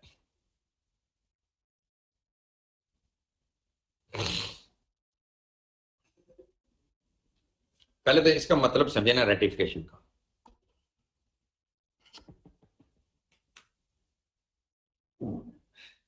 हसनैन साहब जो है ना, उनका मैं दे रहा हूं आंसर। इन्होंने पूछा है कि रेक्विजिट्स ऑफ वैलिड रेटिफिकेशन क्या होते हैं। तो मेरे दोस्त, ये रेटिफिकेशन का पहले मीनिंग समझना है। रेटिफिकेशन का मतलब होता है किसी चीज को अप्रूव करना। ये रेक्टिफाई नहीं, रेटिफाई अप्रूवल होता है इसका मतलब। लेकिन क्या हर अप्रूवल जो होती है वो रेटिफिकेशन होती है? आप कहें नहीं। हसनैन साहब आपने कहना नहीं। एक होती है जिसको हम बोलते हैं प्रायर अप्रूवल, एक को हम बोलते हैं सब्सिक्वेंट अप्रूवल। एक को बोलते हैं प्रायर अप्रूवल और एक को क्या बोलते हैं? Subsequent approval. कि अगर एक शख्स मेरी अप्रूवल के साथ, मसलन हसनैन है, वो पहले ही मैंने उसको अथॉरिटी एक दी हुई है, अप्रूवल दी हुई है, उसके मुताबिक वो एक्ट करता है, तो वो मेरी अप्रूवल से कर रहा है, प्रायर से। एक ये है कि नहीं है अप्रूवल मेरी और वो एक्ट करता है और बाद में मैं ओन कर लूं उस एक्ट, वो रेटिफिकेशन। सब्सिक्वेंट कॉन्सेंट देना, सब्सिक्वेंट अप्रूवल देना जो होता है, उसको मेरे दोस्तों क्या बोलते हैं? रेटिफिकेशन। ठीक है। अब एजेंसी बाय रेटिफिकेशन क्रिएट करने का मतलब क्या होता है? इसका मतलब ये होता है कि अगर कोई शख्स दूसरे के शख्स के बिहाफ के ऊपर एक्ट कर दे और उसके बाद वो शख्स उसको ओन कर ले, उसके ऊपर कॉन्सेंट दे दे, उसकी वैलिडिटी को मान ले कि इसने मेरे बिहाफ पे ऐसा किया है। एक तो है ना, मैं उसको डिसओन कर सकता हूं, मैं कहूँगा चल दफा हो जा, बिल्कुल कह सकता हूं। तू जान, तेरा काम जाने, तूने कर दिया ना जो, तू खुद ही भुगत, ठीक हो गया, खत्म बात। क्योंकि उसने, वो ऐसा कर ही नहीं सकता था। एक ये है कि अगर उसने कुछ ऐसा कर दिया तो मैंने उसको बाद में अप्रूवल दे दी। कि चीफ एग्जेक्टिव को अथॉरिटी नहीं थी, बाद में डायरेक्टर्स ने अथॉरिटी दे दी। एक पार्टनर को अथॉरिटी नहीं थी, बाद में उसको अप्रूव कर दिया। एक एजेंट जो है उसको इख्तियार नहीं था, मैंने बाद में उसको अप्रूव कर दिया। तो ये क्या है? इसको हम बोलते हैं रेटिफिकेशन। लेकिन ये जो रेटिफिकेशन है, याद रखिएगा, ये बड़ा सेंसिटिव मसला है। ये सम टाइम आप मिस यूज करते हैं। मिस यूज करने का क्या मतलब होता है? कि ये किसी को विक्टिमाइज करने के लिए भी किया जा सकता है, किसी को नुकसान पहुंचाने के लिए भी किया जा सकता है, क्योंकि रिट्रोस्पेक्टिव इफेक्ट आना होता है ना इसका। रिट्रोस्पेक्टिव का क्या मतलब होता है? बैकडेटेड। कि एक देखें कि ये दो लोग थे, एक नईम था और एक हसनैन था। हसनैन ने कुछ एक्ट किया, नईम ने उसको रेटिफाई कर दिया, बाद में इसकी रेटिफिकेशन की। तो फिर ये हसनैन मेरा एजेंट बन गया है और नईम उसका प्रिंसिपल हो गया है बाय रेटिफिकेशन, क्योंकि मैं उसके एक्ट को रेटिफाई कर गया हूं, मान गया हूं। अब अगर ऐसा हो जाए मेरे दोस्तों, इस ट्रांजैक्शन को मैं अप्रूव कर दूं, तो ये किसी को नुकसान पहुंचाने के लिए अगर मैं कर रहा हूं तो गलत है। क्योंकि सम टाइम ये होता है, हसनैन कोई एक्शन करता है तो मैंने किसी से बदला लेना हो थर्ड पार्टी से, मसलन ये थर्ड पार्टी है, मैं कहता हूँ हसनैन तू पीछे हट जा, तो ये कह दे मैंने नईम के लिए किया था, मैं तो फटे चौक देंगे थर्ड पार्टी। तो यार किसी को नुकसान पहुंचाने के लिए नहीं कर सकते आप ये। वो ही फिर आगे बातें लिखी हुई हैं कि यार एक रेटिफाई करना हो सब्सिक्वेंटली तो कैसे किया जाता है। फिर ये नहीं कहता कि 25 साल बाद उठ के रेटिफाई कर दें। रीजनेबल टाइम के अंदर यार किसी के एक्ट को रेटिफाई करना होता है आपने, कि चलो यार किसी ने कोई एक्ट किया है तो मैं 5 मिनट बाद, 10 मिनट बाद, 2 दिन बाद, 3 दिन बाद उसको रेटिफाई करता हूँ। इसका मतलब ये तो नहीं कि मैं 10 साल बाद उठ के रेटिफाई कर, ओ वाला जो काम वो मेरे पे आप पे हुआ था। ये तो बड़ी बकवास है यार। रीजनेबल टाइम में होना चाहिए यार रेटिफिकेशन। फिर इन दोनों का एग्जिस्ट करना जरूरी है, फिर कॉम्पिटेंट होना जरूरी है। क्योंकि आप ये देखें कि एक है एक्शन का टाइम, एक है रेटिफिकेशन का टाइम, ये दोनों अलग अलग है ना। टाइम ऑफ रेटिफिकेशन सब्सिक्वेंट आता है, एक्शन प्रायर हुआ होता है, पहले पहले हो गया होता है, ठीक है ना, अर्लियर हुआ होता है ये। फिर रिट्रोस्पेक्टिवली बैकडेटेड, मसलन एक काम हुआ, फर्ज करो कि मैं कहता हूं 1 सितंबर को हुआ, रेटिफाई जाके हुआ आज 15 सितंबर को, तो वो 1 सितंबर से ही रेटिफाई करना पड़ेगा मुझे, 1 सितंबर से। ये नहीं कहना मैं 15 सितंबर से रेटिफाई कर रहा हूं तो ये 15 सितंबर से मेरा एजेंट बना, ना ना ना ना। रेटिफिकेशन अगर हो गई तो वो उस एक्ट की रेटिफिकेशन, तो फिर one the moment that action was done agency was created. तो ये 1 सितंबर को उसी काम के लिए जब ये काम हुआ एजेंसी क्रिएट हो गई, चाहे आपने बाद में क्रिएट की, बाद में इसको अप्रूव किया। अब फिर याद रखिएगा कि फिर ये 1 सितंबर से ही एजेंट हो गया है, कौन, एच। फिर लॉ ये कहता है ये देखो कि जब ये एक्शन हुआ था इस वक्त, उस वक्त एन और एच एग्जिस्ट करते थे, पार्टियां मौजूद थी। ये नहीं कहना आज मौजूद थी, मुमकिन है कोई शख्स बाद में पैदा हुआ, नहीं, ऐसा नहीं होना देना। जब एक्ट हुआ उस वक्त दोनों पार्टियों की एग्जिस्टेंस, आज नहीं जब रेटिफाई हो रहा है, ये बात इररिलेवेंट है। बात रेलेवेंट क्या है, जिस एक्ट को रेटिफाई करना है वो उसी तारीख से रेलेवेंट होना है, उसी मोमेंट से होना है, उसी तरह होना है रेटिफाई। तो फिर उस वक्त पार्टियों का एग्जिस्ट करना जरूरी है, फिर उनका उस वक्त कॉम्पिटेंट होना जरूरी है कॉन्ट्रैक्ट करने के लिए, आज नहीं जब आप रेटिफाई कर रहे हैं। मुमकिन है उस वक्त अगर हम ये बोलते हैं कि ये पी जो नहीं था उस वक्त माइनर था, तो माइनर तो कभी भी प्रिंसिपल नहीं हो सकता, या उस वक्त ये पागल था, ये तो कॉन्ट्रैक्ट कर ही नहीं सकता था, आज सही हुआ। उस वक्त वो कॉन्ट्रैक्ट कर भी सकता था, किस वक्त, जब वो एक्ट हुआ, कॉम्पिटेंट भी था। फिर जब आपने उसको रेटिफाई करना है, वो पूरे होल एक्ट को रेटिफाई करना होता है, ये नहीं इसमें से आधी बात को रेटिफाई करना, ना ना ना ना, अपने मतलब की बात को रेटिफाई कर दो, नहीं। फिर वो जितना भी ट्रांजैक्शन होता है उसको एज ए होल रेटिफाई करना पड़ता है। फिर जब आप रेटिफाई करते हैं तो थर्ड पार्टी को नोटिस दें, उसकी कॉन्सेंट लें कि मैं इसको रेटिफाई करने लगा हूं, अब कल को तूने भुगतना है इसको मेरे साथ, क्योंकि मैं प्रिंसिपल बन गया हूं अब इसका, अब मैं तुम्हें सू कर सकता हूं। अगर वो थर्ड पार्टी इसके ऊपर कॉन्सेंट नहीं देती तो आप उसके एक्ट को रेटिफाई नहीं कर सकते, याद रखिए। कैसे कर सकेंगे आप?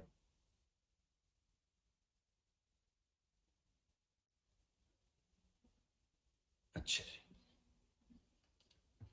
अब इसके जब आप रूल पढ़ते हैं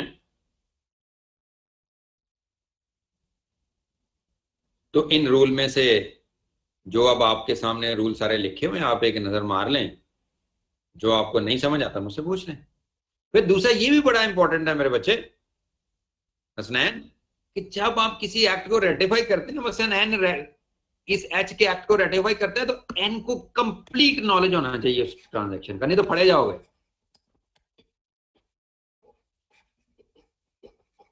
यही कोर्ट ने उड़ा के रख देना कि आपकी रेटिफिकेशन गलत है, आपको तो मामले का नहीं पता तो रेटिफाई कैसे कर दिया, क्यों भी इसने कि तुम्हारे किसी एक्ट को मैं रेटिफाई कर रहा हूं और बाद में अदालत मुझे पूछ बैठे 2-3 बातें, जरा ये भी बताना इस चीज के बारे में, मुझे पता ही ना हो, मैं अन्य वाह बस बदला लेना था ना किसी से, या गलत काम कर रहा हूं तो काम खत्म हो जाना, मैं बता।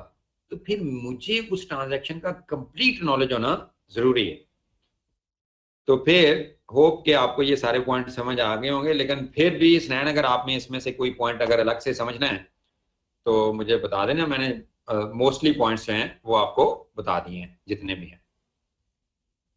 हारिस अफरीदी साहब कह रहे हैं को एजेंट और सब्स्टिट्यूटेड एजेंट बता दिए हैं। आरएफ हसनैन साहब कहते हैं कि sir surety is not discharge, इसके पहले 2 पॉइंट समझा दें। मैंने कल बड़ी तफसील से बच्चे समझा दिए थे, कल का लेक्चर सुन लो, समझ आ जाएंगे आपको। असदुल्ला महमूद, लेकिन वो मैंने रिकॉर्ड नहीं करता होता, ये सिर्फ लाइव आ रहे होते हैं, मुझसे ना मांगिएगा। अच्छा जी, अब जरा आगे देखो। असदुल्ला महमूद साहब क्या बोल रहे हैं, sir if a third party gets into a contract with an agent who was acting out of his authority should principal. अब ये क्वेश्चन असदुल्ला कैसे रिजॉल्व होगा आपका, ये इस तरह रिजॉल्व होगा इंप्लाइड अथॉरिटी के थ्रू। अगर वो उस पोजीशन से अथॉरिटी निकलती है तो वो लायबल होगा, बिल्कुल लायबल होगा प्रिंसिपल। उमैर साहब बोलते हैं do we have to cram duties and rights of the agent and principal are just. मेरे बच्चे, ये अक्सर एग्जाम के अंदर जो क्वेश्चन आता है ना, वो डायरेक्ट कम पूछता है, लेकिन फिर भी आप पॉइंट्स तो याद करके रखें, क्योंकि मैं ना सारे दोस्तों को ये कहता होता हूँ कि ये जो क्वेश्चंस होते हैं ना, कौन से सिनेरियो बेस्ड ये आसान होते हैं, उसमें एक या 2 पॉइंट पूछे होंगे या 3 पॉइंट, सारे नहीं पूछे होंगे। अब आपको प्रॉब्लम नजर आ रही है ना, तो फिर ये मीन 10 पॉइंट है, 12 पॉइंट है, 15 पॉइंट है, फिर सोच सोच के इस तरह का एग्जाम के अंदर क्वेश्चन आ जाए, आपने एंड पे करना है, पहले नहीं करना, नहीं तो आपको ले बैठेगा। टाइम मैनेजमेंट मैंने आपको बताई हुई है, स्ट्रिक्ट रखना है, कोई क्वेश्चन छोड़ के नहीं आना। जिसने एक क्वेश्चन भी छोड़ दिया गया बंदा।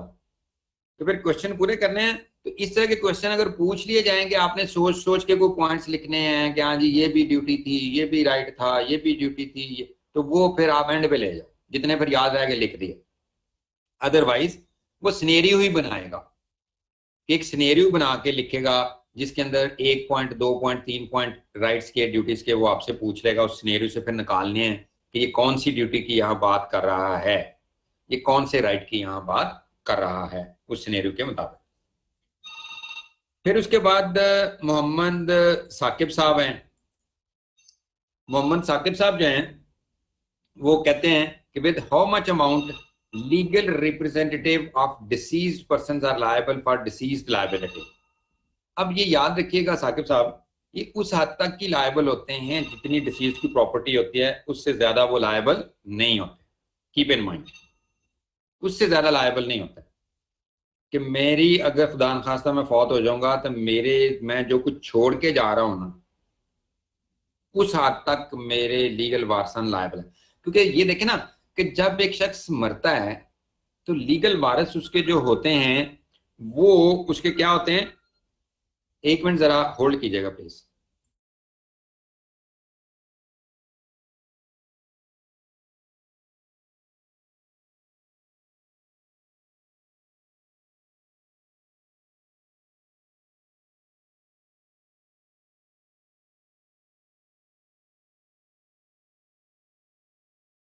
अच्छा जी, आई एम बैक। तो क्योंकि मेरी प्रॉपर्टी के ऊपर मेरे वारसान ने अपना हक रखना है, तो फिर क्या होना चाहिए कि पहले मेरे क्रेडिटर्स को पे होना चाहिए, मेरे सारी लाइबिलिटीज को पे करें। अब वो मेरी प्रॉपर्टी से पे हो सकते हैं, फिर मेरा कफन दफन करें, फिर उसके बाद जो बचे वो ले जाएं आप, तो फिर मेरी प्रॉपर्टी लायबल है, मेरे legal hairs and person liable नहीं होंगे। लेकिन मेरे लीगल हेयर्स को सू किया जाएगा कि क्योंकि प्रॉपर्टी पे आपका क्लेम है इसलिए मुझे दें आप, क्योंकि मैं इसका क्या हूं क्रेडिटर हूं। तो फिर पहले उनको दे लें, जो बचे वो आपस में बांटें। अगर नहीं कुछ बचता, मसलन उसकी प्रॉपर्टी थोड़ी है, लाइबिलिटीज बहुत ज्यादा थी, तो फिर उसकी प्रॉपर्टी बेच के निकाल लें, बाकी लोगों ने अपने एसेट्स बेच के नहीं उसके अपने अब्बा जी के क्रेडिटर्स को उतारना। अच्छा जी। हसन रजा बोलते हैं कि सर फॉरेन प्रिंसिपल के केस में एजेंट पर्सनली लायबल कब, ये हमेशा ऐसा होगा हसन साहब। अब इसमें कानून बना दिया गया, ये वो एजेंट पर्सनल लायबिलिटी जो है ना, ये लाजमी पेपर में पढ़ के जाइएगा, जिसमें फॉरेन एजेंट की बात भी इन्होंने की हुई है। ये अच्छा पॉइंट है कि जब भी फॉरेन एजेंट अपॉइंट किया जाएगा ना, तो वो एजेंट को सू किया जाएगा। अब फर्ज करो कि एक जर्मनी की कंपनी है, वहां मिस्टर पीटर हैं, उन्होंने पाकिस्तान के अंदर जो है वो इसको हसन रजा को अपना एजेंट रखा हुआ है। अब यहाँ ये डील करता है, उनकी कोई प्रोडक्ट बेचता है, उनकी सर्विसेज बेचता है, या उनके बिहाफ के ऊपर कोई कॉन्ट्रैक्ट करता है, या उनके बिहाफ के ऊपर स्टूडेंट्स बाहर भेज रहा है, पता नहीं क्या क्या कर रहा है। अच्छा, अब ये कुछ गड़बड़ यहां करता है, या कोई लेन देन का मामला है, तो उसके लिए फिर हम उसको जर्मनी उसके प्रिंसिपल को सू करने नहीं जाएंगे। याद रखिए, ये कानून ने फैसिलिटी दी हुई है कि फिर यहां एजेंट को ठोक दो कि जो उसका एजेंट यहां पाकिस्तान में बैठा काम कर रहा है, वो फॉरेन एजेंट बन गया ना उसका प्रिंसिपल, क्योंकि बाहर है, तो फिर आप वहीं उसको सू कर दो, एजेंट को पर्सनली सू कर दो, ये लॉ है। अदरवाइज तो ये प्रॉब्लम हो जाएगी फिर लोगों को। अच्छा जी, अब्दुल्ला अफजल साहब बोलते हैं कि difference between unnamed and undisclosed principal. अब ये वैसे आपके सिलेबस से निकाल दिया हुआ है, लेकिन बेसिक डिफरेंस क्या है, क्योंकि वहां भी यही क्वेश्चन पैदा हो जाता है फिर कि वो एजेंट की पर्सनल लायबिलिटी क्रिएट हो जाती है जहां अननेम्ड और अनडिस्क्लोज प्रिंसिपल्स होते हैं। अब ये देखें ना कि अगर एक शख्स जो है एजेंट हो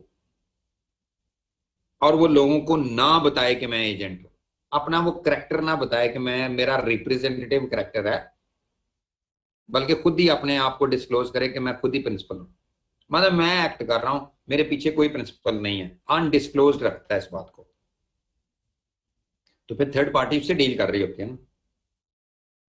लेकिन पीछे वो टेक्निकली एजेंट है किसी का, लेकिन बताता नहीं, तो ये अनडिस्क्लोज है। अब थर्ड पार्टी को भी इस बात का पता नहीं होता, वो भी इसी तरह बिलीव कर रही होती है कि जैसे हम डायरेक्ट डील कर रहे हैं। उसके बाद अगर ये पता चल जाता है थर्ड पार्टी को कि पीछे इसका प्रिंसिपल है, तो अब यहां थर्ड पार्टी के पास पूरा राइट है कि वो प्रिंसिपल के फटे उठा दे या एजेंट के उठा दे, एजेंट पर्सनली लायबल हो जाएगा वो दोनों के। वो ये नहीं कह सकती बाद में प्रिंसिपल, क्या प्रिंसिपल तो है फिर उसका, निकल आया तो वो कैसे डिनाई कर सकता है, चाहे फिर उसने एजेंट ने बताया या नहीं बताया। लेकिन अगर नहीं बताया तो लॉ ने एजेंट को पनिशमेंट दी कि तुम्हें भी फिर पर्सनली लायबल ठहराया जा सकता है, अदरवाइज तो तुम्हारे प्रिंसिपल ने अकेले होना था। अनडिस्क्लोज जो रखी बात आप, अननेम्ड का मतलब क्या होता है, अननेम्ड का मीनिंग भी उससे मिलता जुलता ही है। उसका मतलब ये है कि वो कहता तो है कि मैं एजेंट हूं, लेकिन ये नहीं बताता किसका हूं, कहता मैं एजेंट ही हूं, लेकिन मैं नईम का एजेंट हूं ये नहीं बताता, किसी बंदे का नाम नहीं लेता, तो फिर भी बात वही रहनी, फिर भी बात वही रहनी है अब्दुल्ला सर। अच्छा जी, एजेंसी कपल्ड विद इंटरेस्ट। अब ये इररेवोकेबल जो एजेंसी होती है उसके अंदर कपल्ड विद इंटरेस्ट एजेंसीज आती हैं। अब आप अच्छे क्वेश्चन मुझसे पूछते जा रहे हैं, शाबाश।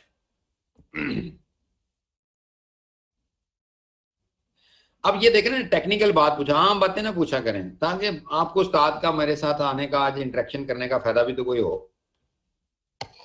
कपल्ड, कपलिंग का तो मतलब का बताइए आपको, उस्मान तुफैल, बहुत अच्छी तरह पता होगा आपको, ये पी है और एक ए है।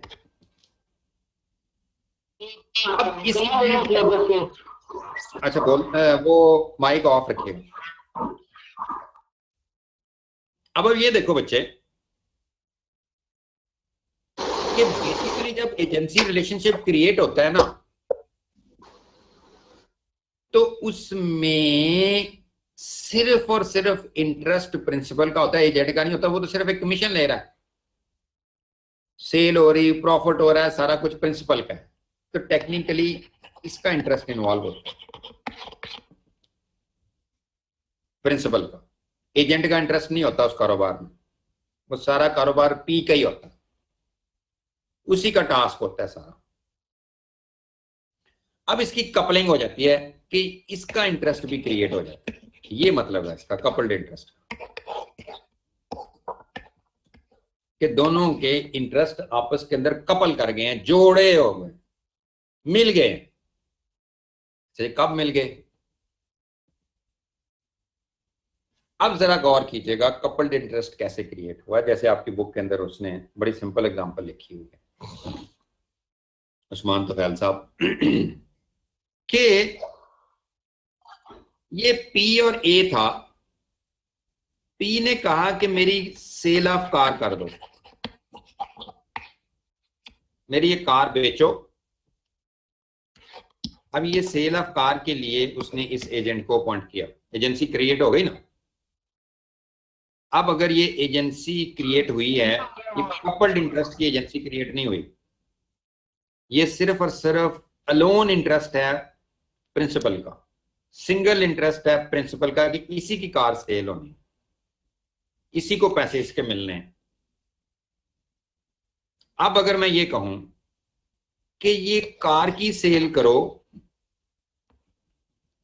And retain the price against the moneys payable by principal to agent. अब यहां काम खराब हो गया। अब जरा यहां देख लो खुद ही,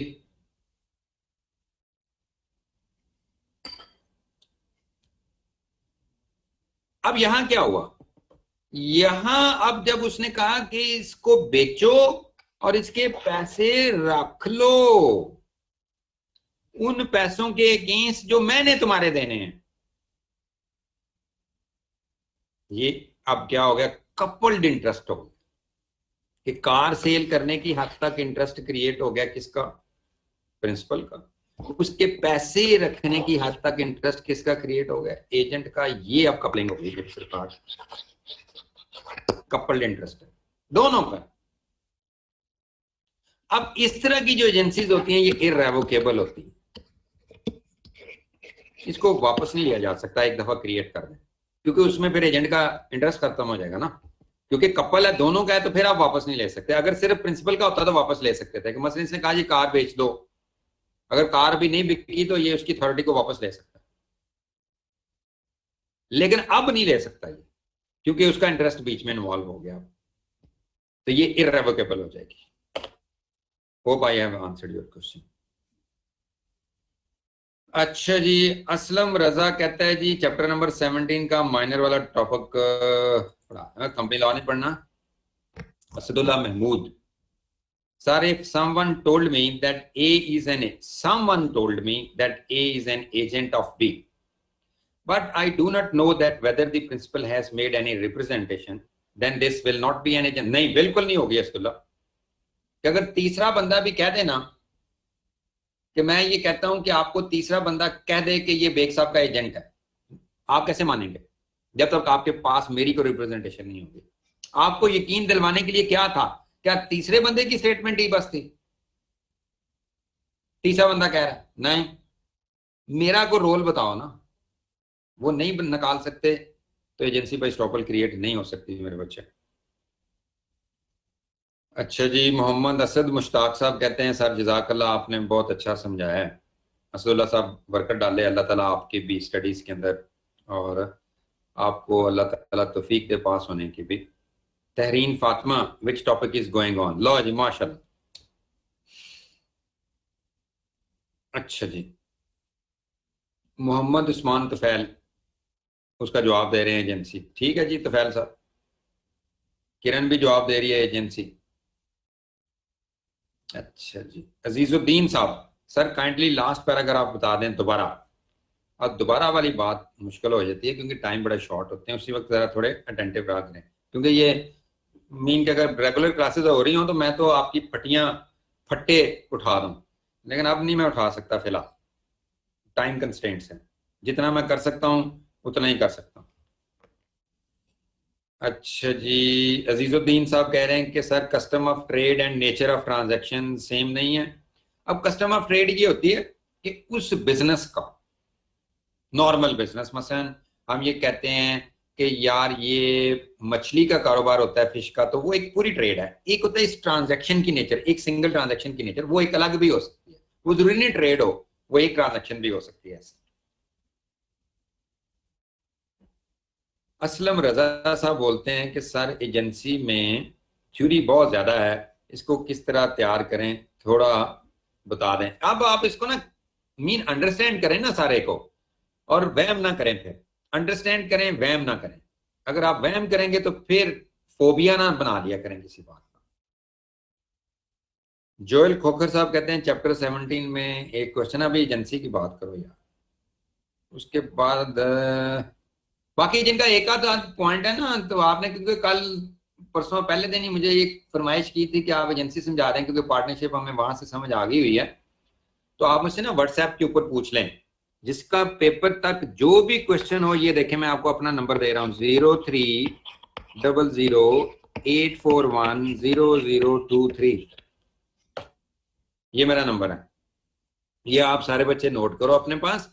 और अगर आपके कोई अदर चैप्टर्स में से कोई क्वेश्चन आ रहे हैं, कोई भी पेपर तक, कोई टेंशन ना लें, आप मुझे व्हाट्सएप करें। कोई क्वेश्चन नहीं, कोई लाइन, कोई पॉइंट समझ नहीं आता, I will tell you, don't worry. मतलब इंडिविजुअल मैं वहां आपको आंसर कर सकता हूं। अभी जो चैप्टर चल रहा है ना, वहीं चले।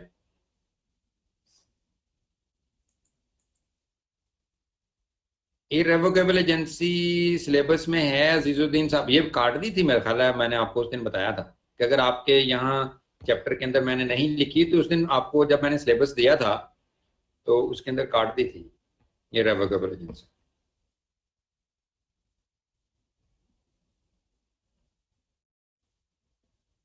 हफीजुल्लाह साहब कह रहे हैं सर डेल क्रेडियर बता दें। डेल क्रेडियर बच्चे ये होता है कि जहां, अब आप ये देखें ना कि पी और ए जो है ना, ए जो होता है ये पी के लिए एक्ट करता है, तो पी लायबल होता है। अब ये जो थर्ड पार्टीज हैं, ए के साथ कोई कॉन्ट्रैक्ट क्रिएट नहीं होता, ए ने कॉन्ट्रैक्ट को नेगोशिएट किया होता है, असल कॉन्ट्रैक्ट थर्ड पार्टीज का पी के साथ हुआ।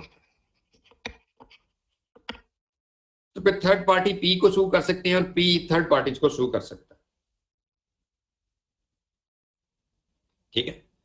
अब एजेंट को बीच में आपने मिडलमैन के तौर पे लेके आए होते हैं नेगोशिएट करने के लिए।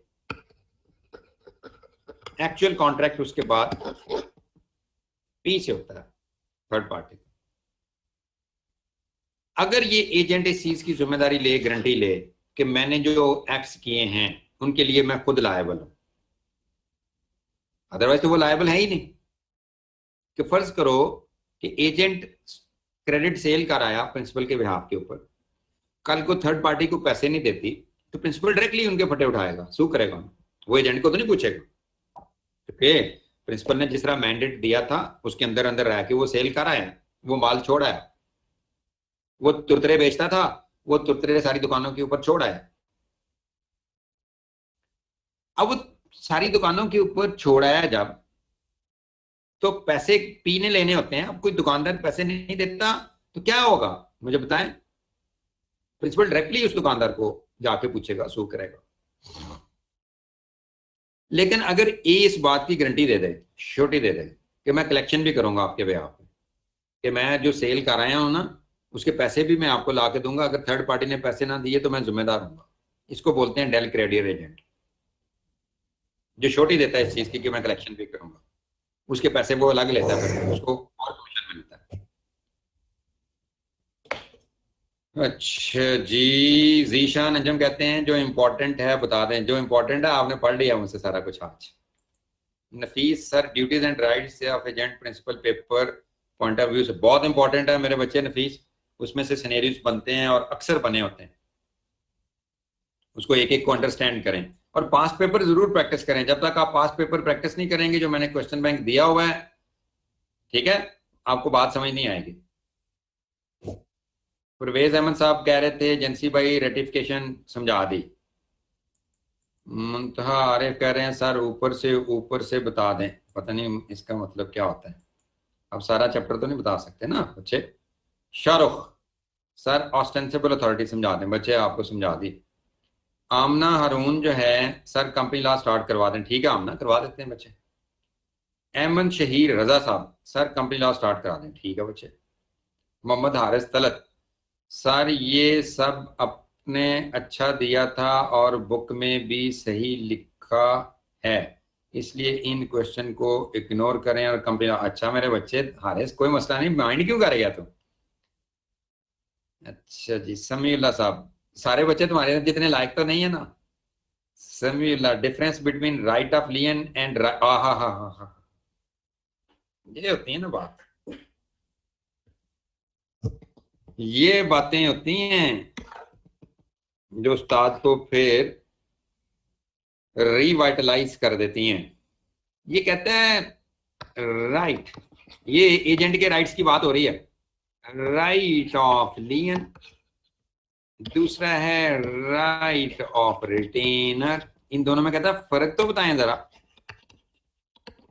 बताते हैं उस्ताद आपको समीला साहब। अब ये देखो कि एजेंट के राइट हैं ये दोनों।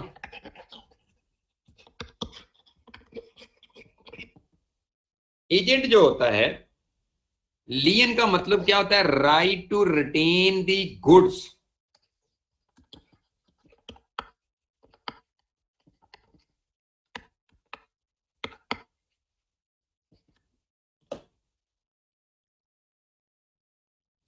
कि अगर प्रिंसिपल साहब ने एजेंट के कोई पैसे देने हैं, समझे हो, अगर प्रिंसिपल साहब ने एजेंट के कोई पैसे देने हैं, उसका कोई रेम्यूनरेशन है या एजेंट ने उसके कोई खर्चे किए हुए हैं प्रिंसिपल के बिहाफ के ऊपर, उसके पैसे मिलने हैं उसको, वो प्रिंसिपल उसको नहीं देता, तो एजेंट का राइट है कि उस वक्त तक वो उसकी चीजें रख ले, ना दे वापस। मसलन मैंने आपको चप्पलें बेचने के लिए दी हुई हैं, मैंने आपको मोबाइल बेचने के लिए दिए हुए हैं, मैंने आपको कार बेचने के लिए दी हुई है, जब तक मैं आपके पैसे अदा ना कर दूं जो मैंने आपके देने थे, उस वक्त तक आप मेरी चीज रख सकते हो। इसको बोलते हैं right of lien, particular lien उन्हीं गुड्स के ऊपर। अच्छा, दूसरा क्या है? Right of retainer. ये है राइट टू रिटेन मनी।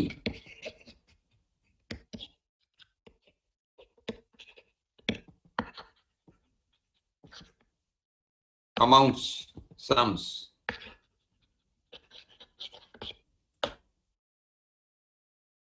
ये भी राइट है एजेंट का कि अगर चीजें नहीं है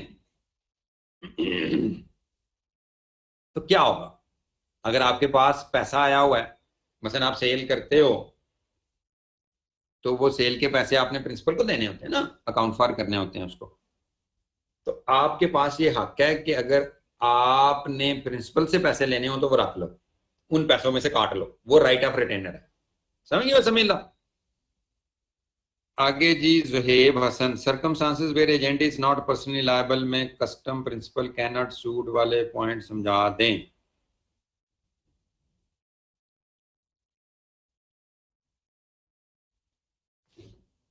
जुहेब हसन कह रहा है कि circumstances where agent is not personally liable में custom principal can not be sued. अब ये देखें ना कि जैसे कस्टम है, क्या हम ये कहते हैं कि प्रिंसिपल को हम सू नहीं कर सकते, तो क्या करें? अब जरा देखो ना, मैं आपको बता देता हूँ, एक सेकंड लगना है इसके। अब आपने पढ़ा था एक प्रिंसिपल है और एक एजेंट है, बाकी सबका भी भला हो रहा है इसमें। प्रिंसिपल माइनर है। अब आपने पढ़ा था कि जब माइनर की पोजीशन देख रहे थे कॉन्ट्रैक्ट के अंदर, तो आपने कहा था माइनर कैन नॉट बी ये principal but can be agent. ये पढ़ा था आपने कि प्रिंसिपल नहीं हो सकता, एजेंट हो सकता। क्यों? कि अगर एजेंट माइनर हो सकता है तो क्योंकि अगर वो माइनर एक्ट कर भी दे तो असल में तो लायबल प्रिंसिपल है ना, तो वो मेजर ही है, तो ठीक है बात। लेकिन अगर प्रिंसिपल माइनर निकल आए तो क्या इसको आप सू कर सकते हैं? कैन नॉट बी सूड। तो फिर आपको एजेंट को सू करना पड़ेगा जो उसके आप पे एक्ट कर रहा था। दूसरी बात, वो खुद प्रिंसिपल हो जाएगा फिर। अब दूसरी बात आप ये देखेंगे, कंपनी है, फर्ज करो कंपनी जो है अभी इसकी प्रमोशन हो रही,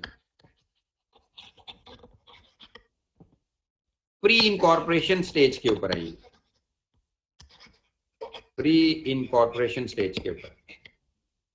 अब अगर एक कंपनी प्री इनकॉर्पोरेशन स्टेज के ऊपर है, अभी बनी नहीं, तो उसके जो प्रमोटर्स हैं, जो प्रपोज्ड डायरेक्टर्स हैं, अभी वो उसके बिहाफ के ऊपर एक्ट कर दें। फर्ज करो तो कोई कॉन्ट्रैक्ट कर लें कि हाँ जी वो कंपनी बन जानी है ना, उससे पहले कोई कॉन्ट्रैक्ट कर दें कंपनी का नाम इस्तेमाल करके, तो उसके लिए वो खुद लायबल है, क्योंकि कंपनी तो उस वक्त बनी ही नहीं जब वो कॉन्ट्रैक्ट हुआ, वो तो बाद में बनी है, तो वो खुद जिम्मेदार हो जाएंगे उसके लिए। वो एजेंट जो हैं, जो कंपनी के बिहाफ के ऊपर एक्ट कर रहे थे, उसके प्रपोज्ड डायरेक्टर्स या प्रमोटर्स, वो खुद लायबल हो जाएंगे।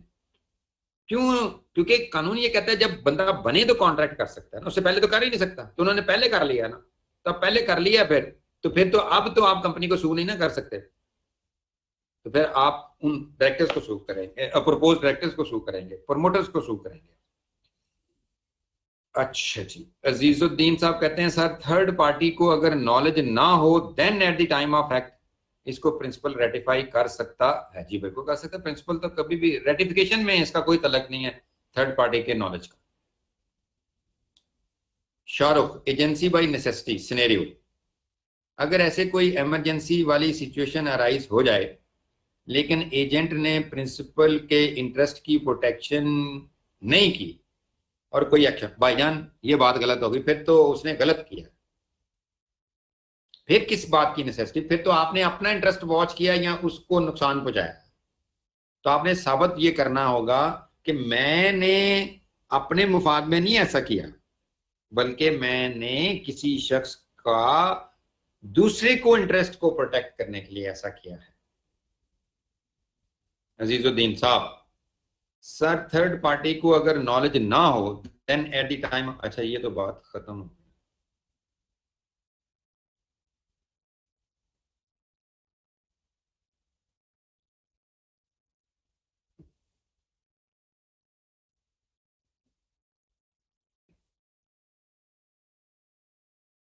ले ये सारे क्वेश्चन ऑलमोस्ट आपके सॉल्व हो गए हैं। ये एक ही क्वेश्चन बार बार क्यों डाल रहे हो यार? जब मैंने दे दिया जवाब तो दे दिया।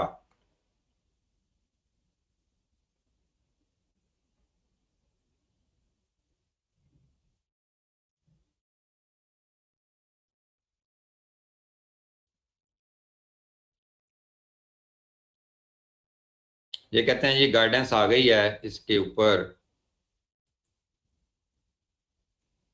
फाइल जो है ये उमैर ने अटैच की है नेगोशिएबल इंस्ट्रूमेंट के ऊपर।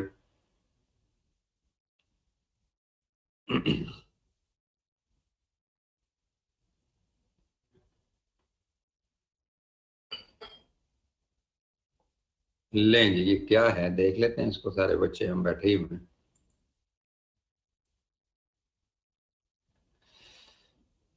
अच्छा जी, ये तो बातें वही हैं सारी। नेगोशिएबल में देख लेते हैं, अगर कोई चेंज आई है, अगर ये कह रहा है तो बाकी भी पढ़ लीजिएगा।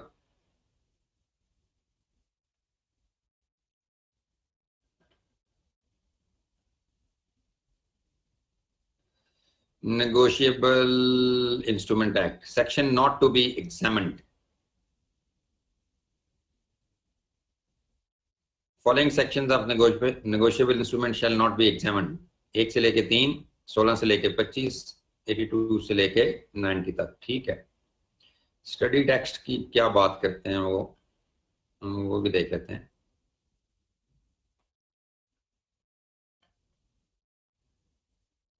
ये है आपका स्टडी मटेरियल बिजनेस लॉ। अच्छा जी, ये तो पुरानी बातें हैं। Chapter 18, the following topics will be considered deleted from the chapter. ये देख लें मेरे बच्चे, देखो ना उस्ताद की बात नहीं ना मानते आप, उस्ताद को अप्रिशिएट किया करें। ये देखो जितना मैंने निकाला है ना सारा उसने निकाल दिया। Demand instrument, time instrument, maturity निकल गया, इंक्वेट निकल गया, एम्बिगुअस काइंड्स निकल गई, material alteration, right of holder against banker ये भी निकल गया पेज 247 पे निकल गया। Circumstances in which banker must refuse to honour the cheque 247 निकल गया। circumstances in which banker may refuse to honor a check paid to 48। ये भी निकल गया। ठंड पड़ गई अब आप सारे लोगों को या नहीं पड़ी?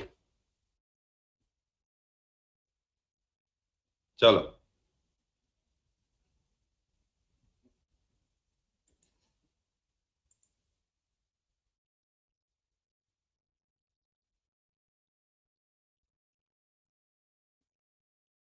जोएल खोकर साहब बोलते हैं right in case of departure from direction. Departure का क्या मतलब होता है भाईजान? डिपार्चर का मतलब ये होता है कि उसने जो प्रिंसिपल ने आपको डायरेक्शन दी कि मेरा काम इस तरह करना है, वहां से हटना नहीं है, उसी तरह करो। शायद उसके 10 तरीके हों करने के।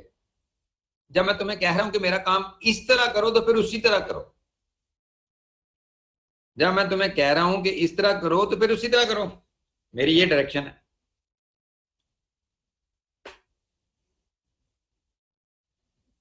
उस्मान तुफैल साहब सामने कंपनी सप्लीमेंट और जो एडिशन हुई है वो क्यों भाई, वो क्यों करवाऊं? मैं चैप्टर वाइज चलूंगा आपके साथ अभी। उसके अंदर सब कुछ होगा, सप्लीमेंट भी होगा, एडिशन डिलीशन सब कुछ होगी, टेंशन न ले।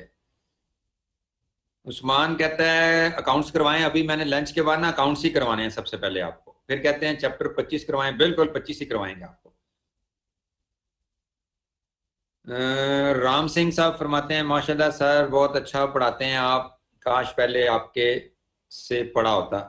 राम सिंह साहब अल्लाह ताला आपको जो है वो पास करे, और पास हो गए हैं। अगला सब्जेक्ट पढ़ लेंगे हम। ऑडिट भी मैं पढ़ाता हूँ, फिर फाइनल के ऊपर CFAP 2 भी पढ़ाता हूँ मैं, कॉर्पोरेट लॉस।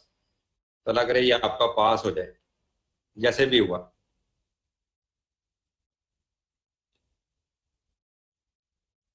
सना सिकंदर कह रही है चैप्टर 23 भी निकाल गया।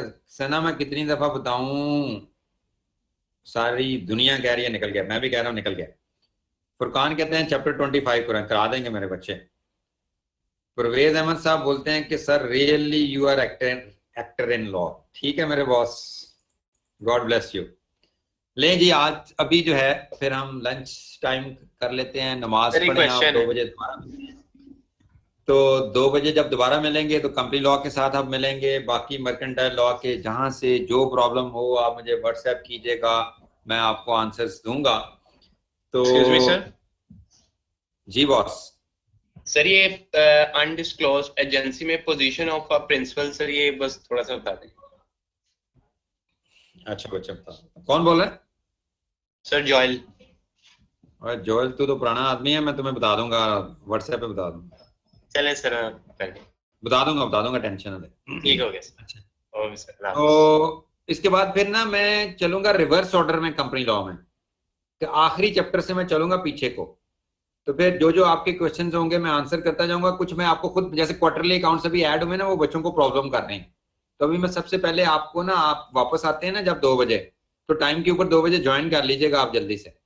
तो फिर मैं आपको ना क्वार्टरली अकाउंट्स भी समझाता हूँ कि उसकी क्या प्रोविजन है, वो पेपर के लिए इंपॉर्टेंट है। तो और बाकी बातें भी समझाता हूँ आपको। तो अभी आप फिर ब्रेक कर लें, फिर मिलते हैं दोबारा 2 बजे इंशाल्लाह।